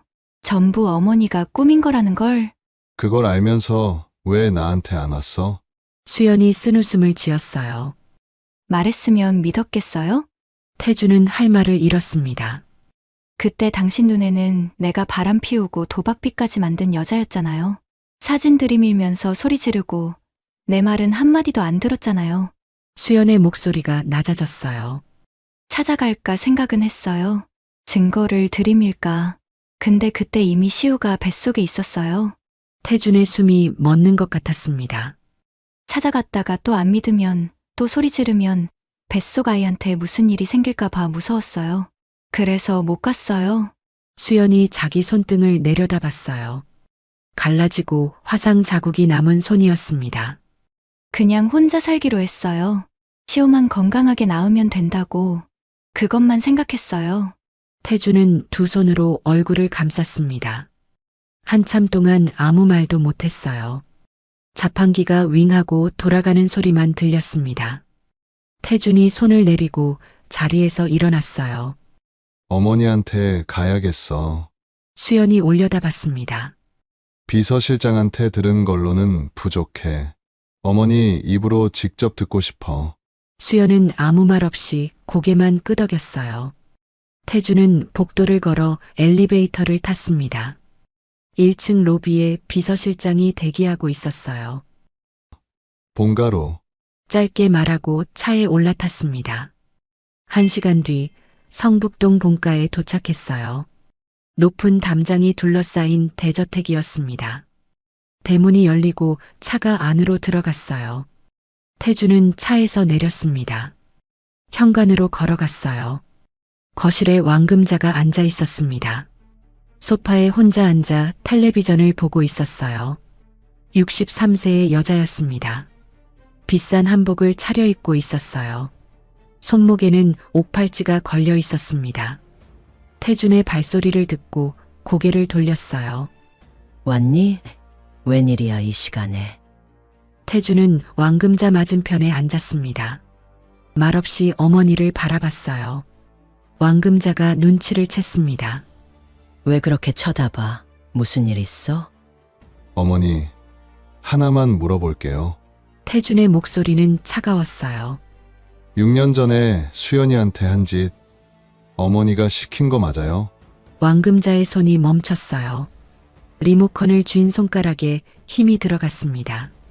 뭔 소리야? 흥신소 시켜서 불륜 사진 합성하고 도박비 차용증 위조한 거요. 어머니가 시킨 거 맞냐고요? 왕금자의 얼굴에서 핏기가 빠졌어요. 입술이 파르르 떨렸습니다. 그게... 맞아요. 안 맞아요? 태준이 다그쳤습니다. 왕금자가 시선을 피했어요. 리모컨을 테이블 위에 내려놓았습니다. 손이 떨리고 있었어요. 맞아. 작은 목소리였습니다. 거의 들리지 않을 정도였어요. 내가 시켰어. 태준의 이를 악무는 소리가 났어요. 왜요? 무당이 그랬어. 왕금자가 고개를 숙였습니다. 용하다는 무당이 봤는데 며느리 팔자의 재산을 탕진할 살이 끼어 있다고. 빨리 내보내지 않으면 집안이 거덜난다고. 무당 말 한마디에 며느리를 쫓아냈어요. 태준의 목소리가 높아졌습니다. 없는 불륜을 만들어내고 없는 도박 빚을 꾸며내서 왕금자가 고개를 더 숙였어요. 나는 우리 집안을 지키려고. 집안을 지키려고요. 태준이 자리에서 벌떡 일어났습니다. 어머니가 지킨 게 뭔데요? 왕금자가 움찔했어요. 수연이는 바람 안 피웠어요. 도박도 안 했어요. 어머니가 다 꾸며낸 거잖아요. 태준이 왕금자 앞에 섰습니다. 그리고 어머니가 쫓아낸 그 며느리 뱃속에 손자가 있었어요. 왕금자의 눈이 커졌습니다. 뭐라고? 수연이가 쫓겨날 때 임신 중이었어요. 어머니가 쫓아낸 며느리가 임신한 몸으로 거리에 나앉은 거예요. 왕금자의 얼굴이 새하얘졌어요. 지금 5살이에요. 강시우, 내 아들이에요. 왕금자의 입이 벌어졌습니다. 말이 나오지 않는 것 같았어요. 그 아이가 지금 뇌종양이에요. 태준의 목소리가 떨렸습니다. 눈이 안 보여가고 있어요. 수술 안 하면 실명이에요. 수연이가 수술비 벌려고 공사장 밥집에서 새벽 4시부터 밥을 짓고 있었어요. 왕금자의 다리가 떨렸습니다. 소파 팔걸이를 잡고 겨우 버텼어요. 그게 다 어머니 때문이에요. 태준이 차갑게 말했습니다.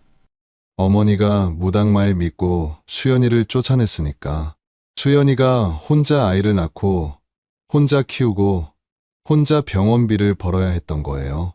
왕금자가 소파에서 미끄러졌어요. 바닥에 주저앉았습니다.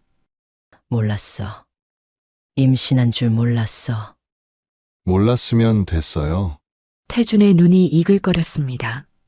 임신이 아니더라도 없는 죄를 뒤집어 씌워서 사람을 쫓아낸 건 똑같잖아요.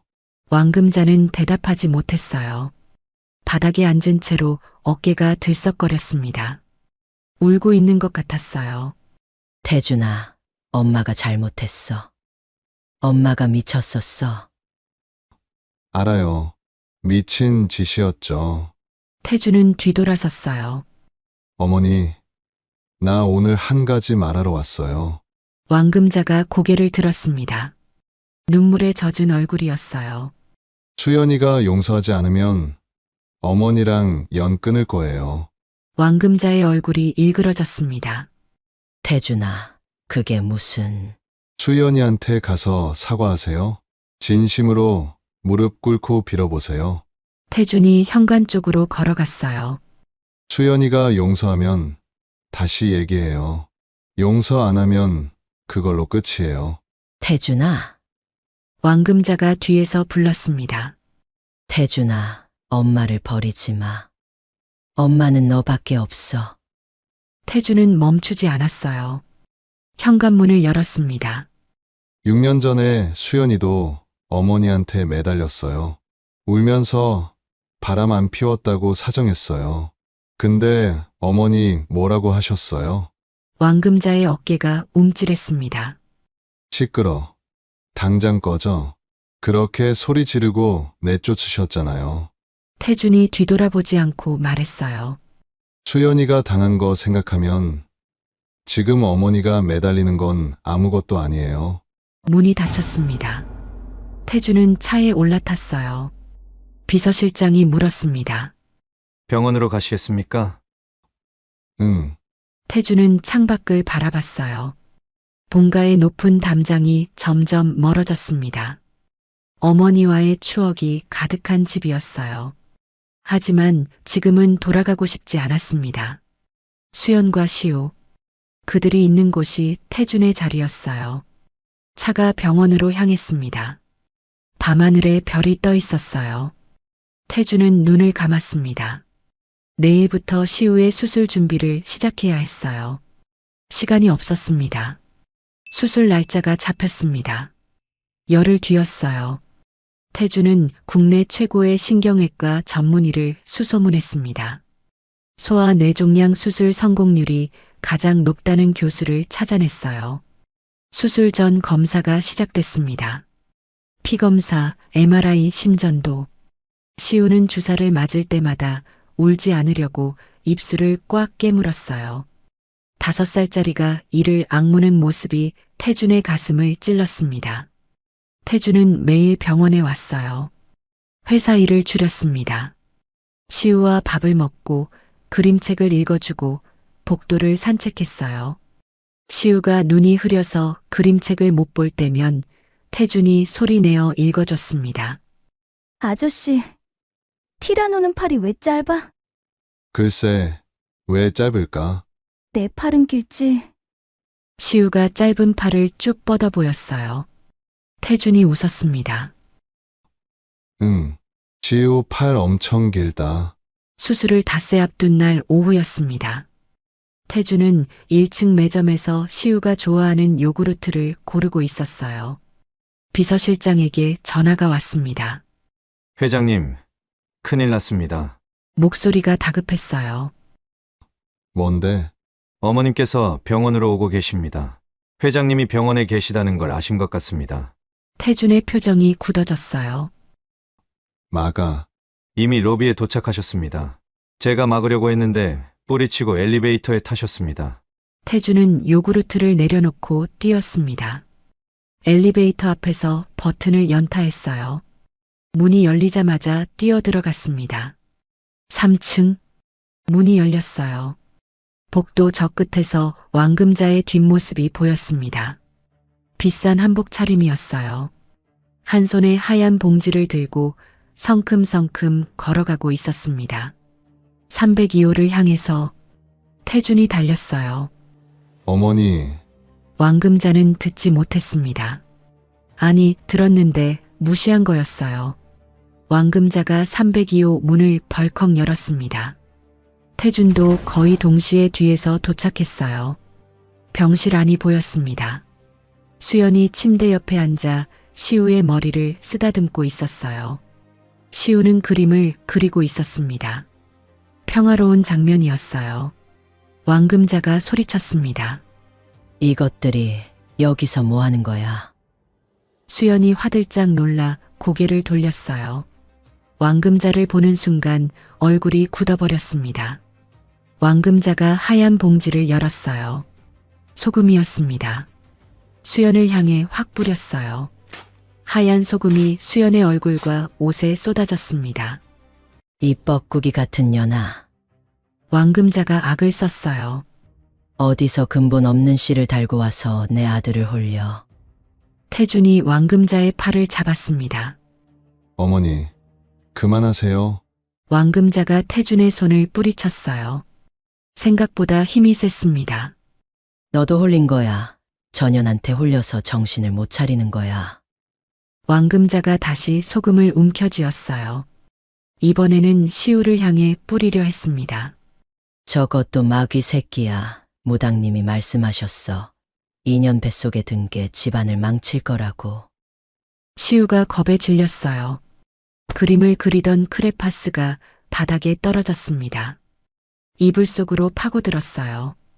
작은 몸이 부들부들 떨리고 있었습니다. 엄마, 무서워. 저 할머니 왜 소리 질러? 울음이 터졌어요. 태준이 왕금자의 손목을 꽉 잡았습니다. 이번에는 놓지 않았어요. 소금 봉지를 빼앗아 바닥에 내팽개쳤습니다. 어머니, 태준의 목소리가 병실 안을 울렸어요. 왕금자가 움찔했습니다. 지금 뭐 하시는 거예요? 수술 닷새 앞둔 5살 애한테 소금을 뿌려요. 무당님이 맞았다니까. 2년이 결국 돌아와서 내 재산을. 수연이 일어섰어요. 시우를 등 뒤로 감싸며 왕금자 앞에 섰습니다. 6년 전의 수연이 아니었어요.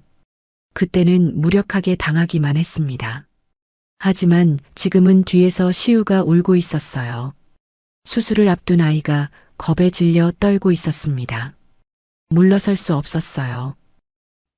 어머니, 수연의 목소리는 낮았습니다. 하지만 단호했어요. 저는 바람 안 피웠어요. 도박도 안 했어요. 어머니가 다 만들어낸 거잖아요. 그거 저도 다 알아요. 왕금자의 눈이 흔들렸습니다. 시우는 태준 씨 친아들이에요. 어머님 손자예요. 수연의 목소리가 떨렸어요. 하지만 눈빛은 흔들리지 않았습니다. 그러니까 제발 시우 앞에서 마귀라고 부르지 마세요. 이 아이는 닷새 뒤에 뇌 수술을 받아요. 5살이에요. 지금 이러시면 안 돼요. 태준이 주머니에서 서류를 꺼냈습니다. 왕금자 앞에 펼쳤어요. 친자 확인서예요. 시우가 제 아들이라는 증명이에요. 일치율 99.9%. 왕금자가 서류를 내려다봤어요. 손이 떨렸습니다. 서류를 잡으려다 떨어뜨렸어요. 바닥에 흩어졌습니다. 어머니가 쫓아낸 며느리 뱃속에 어머니 손자가 있었어요. 그 손자가 지금 눈이 안 보여가고 있고요.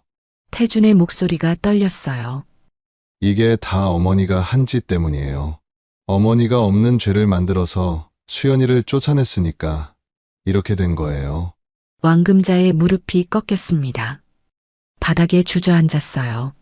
아니야. 나는 집안을 지키려고. 나가세요. 태준이 낮게 말했습니다. 수연이한테 사과하고 용서받기 전까지는 오지 마세요. 본가에서 말씀드렸잖아요. 왕금자가 태준을 올려다봤어요. 눈물이 볼을 타고 흘러내리고 있었습니다. 태준아, 엄마가 잘못했어. 엄마가. 저한테 하실 말씀이 아니에요. 수연이한테 하세요. 근데 오늘은 아니에요. 나가세요. 왕금자는 한참 동안 바닥에 앉아 있었습니다. 그리고 비틀거리며 일어났어요. 아무 말 없이 병실을 나갔습니다. 복도에서 왕금자의 발소리가 점점 멀어졌어요. 병실 안이 조용해졌습니다. 시우의 흐느끼는 소리만 남았어요. 태준이 침대로 다가갔습니다. 이불을 살짝 들쳤어요. 시우가 눈물범벅이 된 얼굴로 올려다봤습니다. 아저씨, 저 할머니 또 와? 태준의 심장이 쥐어짜이는 것 같았어요. 시우 앞에 쪼그리고 앉았습니다. 눈높이를 맞췄어요. 안 와. 아저씨가 안 오게 할게. 진짜? 응. 약속. 태준이 새끼손가락을 내밀었어요. 시우가 자기 새끼손가락을 걸었습니다. 작은 손가락이었어요. 시우가 코를 훌쩍이며 말했습니다. 아저씨는 안 무서워. 아저씨는 착해. 태준은 억지로 웃었어요. 입꼬리가 떨렸습니다. 시우야, 수술하면 눈 다시 잘 보여. 조금만 참자. 시우가 고개를 끄덕였어요. 그리고 태준의 손을 잡은 채 눈을 감았습니다.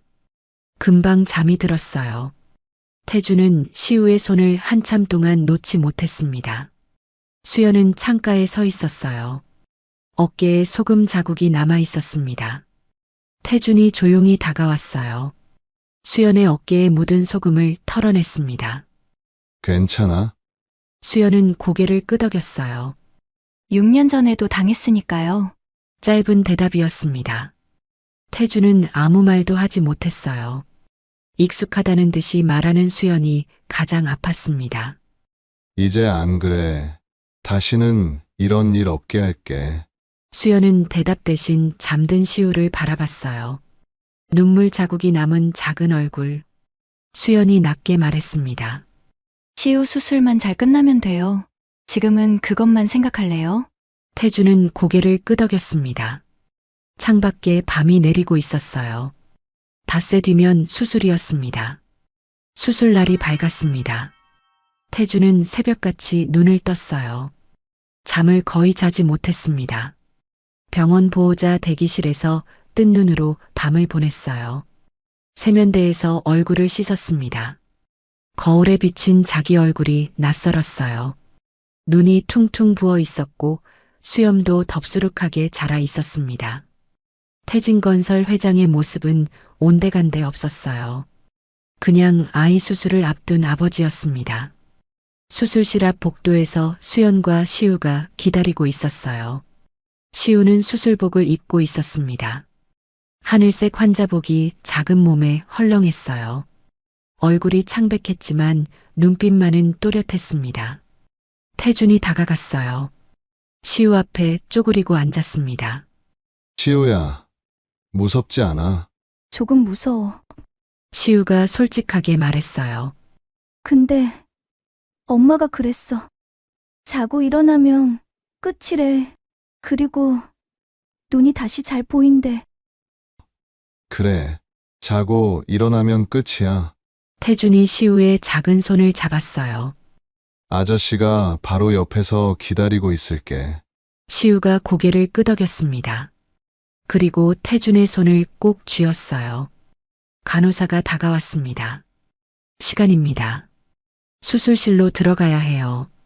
수연이 시우를 끌어안았어요. 시우야, 엄마 여기서 기다릴게. 수술 끝나면 바로 볼 수 있어. 알았지? 응.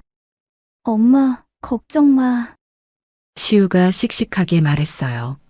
하지만 수연의 옷자락을 잡은 손이 떨리고 있었습니다. 5살이 안 무서울 리 없었어요. 시우가 간호사를 따라 수술실 안으로 들어갔습니다. 문이 닫혔어요. 빨간 불이 켜졌습니다. 수술 중 수연은 닫힌 문을 바라봤어요. 두 손을 모았습니다. 입술이 달싹거렸어요. 빌고 있는 거였습니다. 태주는 수연 옆에 섰어요. 아무 말도 하지 않았습니다. 그냥 같이 서 있었어요. 수술은 6시간이 걸렸습니다. 수연은 한 발짝도 움직이지 않았어요. 의자에 앉을 수가 없었습니다. 서서 왔다 갔다 했어요. 손톱을 물어뜯었습니다. 눈물이 멈추지 않았어요. 태준도 같이 서 있었습니다. 커피 한 잔 마시러 가지 않았어요. 화장실도 참았습니다. 수연이 서 있으니까 자기도 서 있어야 한다고 생각했어요. 그것마저 같이 하지 못하면 자격이 없다고 생각했습니다. 6시간이 지났어요. 수술실 문이 열렸습니다. 빨간 불이 꺼지고 초록 불이 켜졌어요. 의사가 나왔습니다. 마스크를 벗으며 웃고 있었어요. 수술 성공입니다. 수연의 다리에 힘이 풀렸어요. 그 자리에 주저앉았습니다. 종양을 깔끔하게 제거했습니다. 시신경 손상도 최소화했어요. 시력이 회복될 가능성이 높습니다. 수연은 바닥에 앉은 채로 울었어요. 두 손으로 얼굴을 감싸고 펑펑 울었습니다. 2년 동안 혼자 버텨왔어요. 시우가 아프다는 말을 들은 그날부터 잠도 제대로 못 자고 밥도 제대로 못 먹고 오직 수술비만 생각했습니다. 그런데 드디어 끝이 났어요. 감사합니다. 감사합니다. 수연이 의사에게 연신 고개를 숙였어요. 태준도 울고 있었습니다. 소리 없이 눈물을 흘리고 있었어요. 잠시 후 수술실에서 시우가 침대에 실려 나왔습니다. 눈을 감고 있었어요. 아직 마취에서 덜 깬 것 같았습니다. 작은 얼굴에 산소 마스크가 씌워져 있었어요. 수연이 시우의 침대 옆으로 달려갔습니다. 시우의 손을 잡았어요. 따뜻했습니다. 시우야, 잘했어. 엄마 여기 있어. 회복실로 옮겨졌어요. 태주는 회복실 문 앞에서 기다렸습니다. 보호자는 한 명만 들어갈 수 있었어요. 당연히 수연이 들어갔습니다. 태주는 복도 벤치에 앉았어요. 한숨을 내쉬었습니다. 끝났어요. 시우가 살았습니다. 태주는 두 손으로 얼굴을 감쌌어요. 소리 없이 울었습니다. 한참을 울고 나서 비서실장에게 전화했어요. 끝났어. 수술 성공이래. 다행입니다. 회장님. 비서실장의 목소리도 떨리고 있었어요. 보름이 지났습니다. 시우의 상태가 눈에 띄게 좋아졌어요. 얼굴에 혈색이 돌아왔습니다. 창백하던 볼에 핑크빛이 돌았어요. 무엇보다 눈이 달라졌습니다. 흐릿하게 번져 보이던 세상이 조금씩 또렷해지고 있었어요. 엄마, 나 엄마 얼굴 보여. 시우가 소리쳤어요. 수연의 눈에서 눈물이 쏟아졌습니다. 진짜? 엄마 얼굴 보여? 응. 엄마 지금 울고 있지? 응, 기뻐서 그래. 시우가 활짝 웃었어요. 태준이 병실 문을 열고 들어왔습니다. 시우가 태준을 바라봤어요. 이번에는 눈을 찡그리지 않았습니다. 또렷하게 보이는 것 같았어요. 아저씨, 시우가 반갑게 손을 흔들었어요. 아저씨 얼굴 잘 보여. 아저씨 코가 크다. 태준이 웃었습니다. 눈물이 섞인 웃음이었어요. 그래. 아저씨 코 크지? 응. 엄청 커. 시우가 깔깔 웃었어요. 태주는 침대 옆에 앉았습니다. 수연을 바라봤어요. 수연도 태준을 바라봤습니다. 두 사람의 눈이 마주쳤어요. 말하지 않아도 알 수 있었습니다. 태준이 시우의 눈높이에 맞춰 쪼그리고 앉았어요. 시우야. 응? 아저씨가 사실은 시우한테 할 말이 있어. 시우가 고개를 갸웃거렸어요. 뭔데? 태준의 목소리가 떨렸습니다. 아저씨가 시우 아빠야? 시우의 눈이 커졌어요. 아빠, 응. 너무 늦게 와서 미안해. 시우는 한참 동안 태준을 바라봤어요. 또렷해진 눈으로 태준의 얼굴을 살폈습니다. 이마, 눈, 코, 입. 아빠가 이렇게 생겼어? 태준의 눈에서 눈물이 흘러내렸어요. 응. 아빠가 이렇게 생겼어. 시우가 작은 손을 뻗었어요. 태준의 볼에 닿았습니다. 눈물을 닦아줬어요. 아빠, 울지 마. 태준은 그 작은 손을 잡았어요. 시우를 끌어안았습니다. 5년 만에 처음 안는 아들이었어요. 미안해. 시우야. 아빠가 너무 늦었어. 시우가 태준의 목을 감았어요. 괜찮아. 아빠 왔잖아. 태준의 울음소리가 병실에 가득 찼습니다. 수연은 창가에 서서 그 모습을 바라봤어요. 눈물을 훔쳤습니다. 퇴원날이 됐어요. 봄이 오고 있었습니다. 병원 창밖으로 나뭇가지에 연두색 새싹이 돋아나고 있었어요. 시우가 침대에서 내려왔습니다. 혼자 걸었어요. 또렷한 눈으로 세상을 바라봤습니다. 엄마, 바깥에 나무에서 뭐가 날아? 새싹이야. 봄이 오는 거야. 봄? 나 봄 처음 봐. 눈으로. 수연이 시우를 끌어안았어요. 말이 나오지 않았습니다. 병실 문이 열렸어요.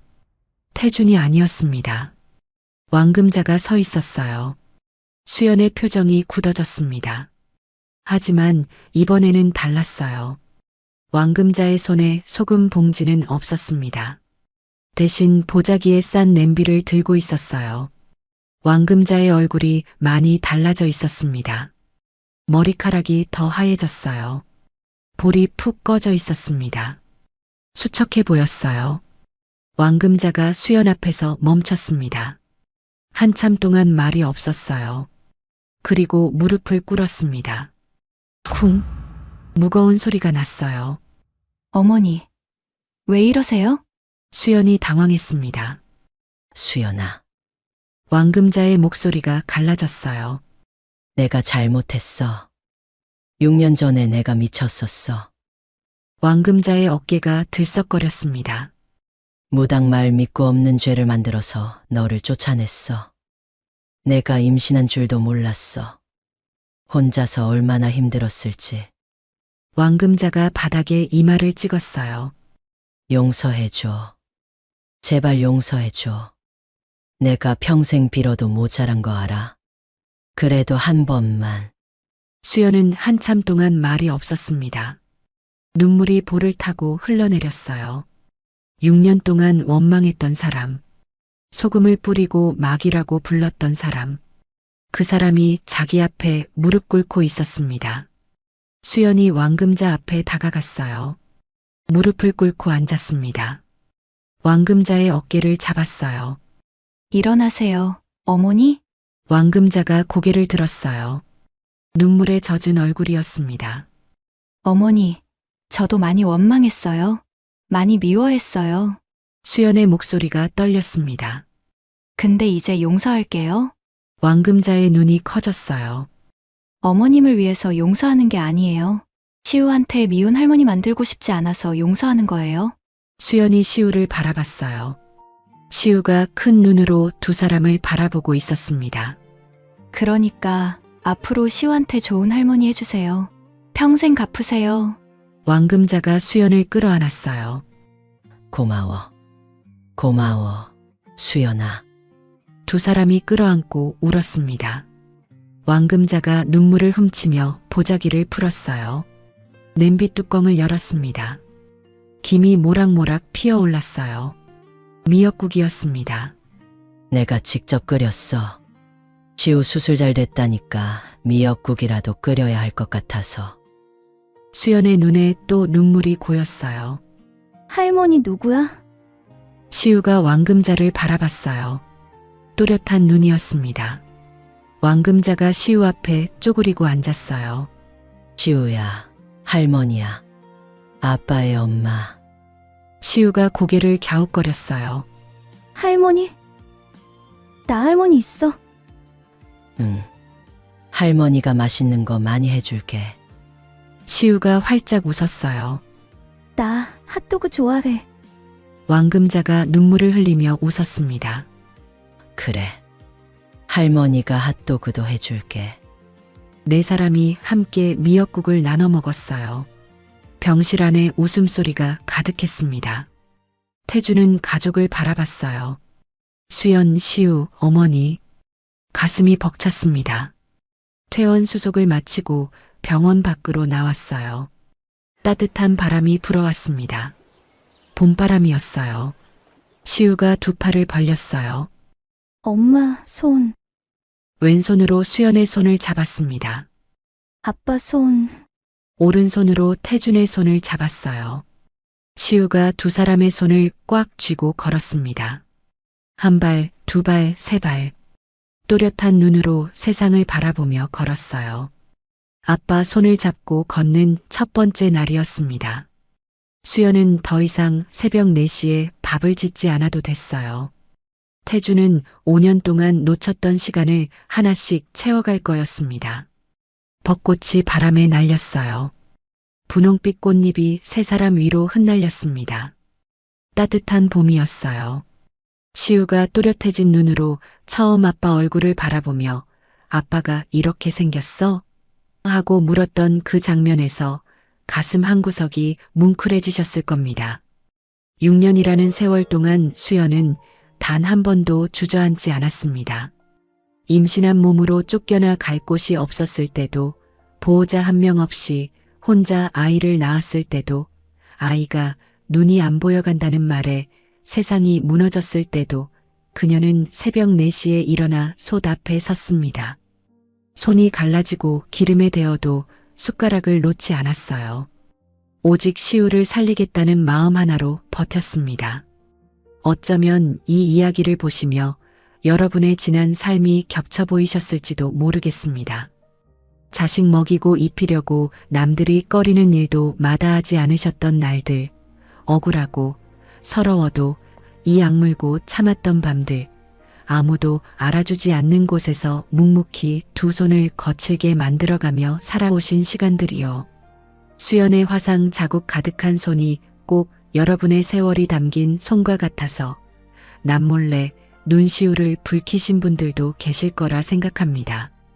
하지만 여러분, 그 모든 고단했던 시간은 결코 헛되지 않았습니다.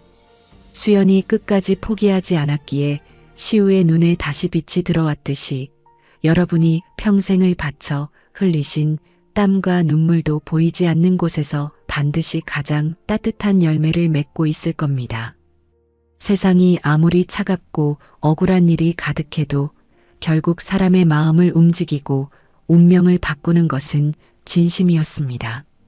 수연이 6년 동안 지켜낸 것은 아이만이 아니었어요. 거짓 속에서도 끝까지 꺾이지 않았던 진실, 그리고 사랑이었습니다. 이제는 평생 짊어지고 오신 그 무거운 짐을 조금은 내려놓으셨으면 좋겠습니다. 수연과 시우가 그토록 춥고 길었던 겨울을 지나 마침내 따뜻한 봄바람 속에서 나란히 걸었던 것처럼 여러분의 남은 날들에도 근심 걱정 없는 평안한 빛만 가득하시기를 진심으로 기원합니다. 오늘 이 이야기가 여러분의 지친 마음을 조금이나마 어루만져 드리는 위로가 되었기를 바랍니다. 가슴 깊은 곳에 작은 울림을 느끼셨다면 구독과 좋아요를 살포시 눌러주시기를 부탁드립니다. 시청자 여러분께서 남겨주시는 따뜻한 댓글 한 줄은 다음 사연을 만드는데 큰 힘이 됩니다. 곁에 계신 소중한 분들께도 이 영상을 공유해 주시어 이 따뜻한 감동을 함께 나누어 보시는 것은 어떨까요? 늘 건강이 최고입니다. 식사 거르지 마시고 오늘 하루도 시우의 환한 웃음처럼 기분 좋고 행복한 일들만 가득하시기를 두 손 모아 기도합니다. 다음에도 여러분의 마음을 따뜻하게 채워드릴 이야기로 찾아뵙겠습니다. 끝까지 함께 해주셔서 참으로 고맙습니다. 늘 건강하십시오. 그리고 사랑합니다. 지금까지 인생 한편 드라마였습니다. 감사합니다. 영상이 좋았다면 구독과 좋아요, 하이프 눌러주세요.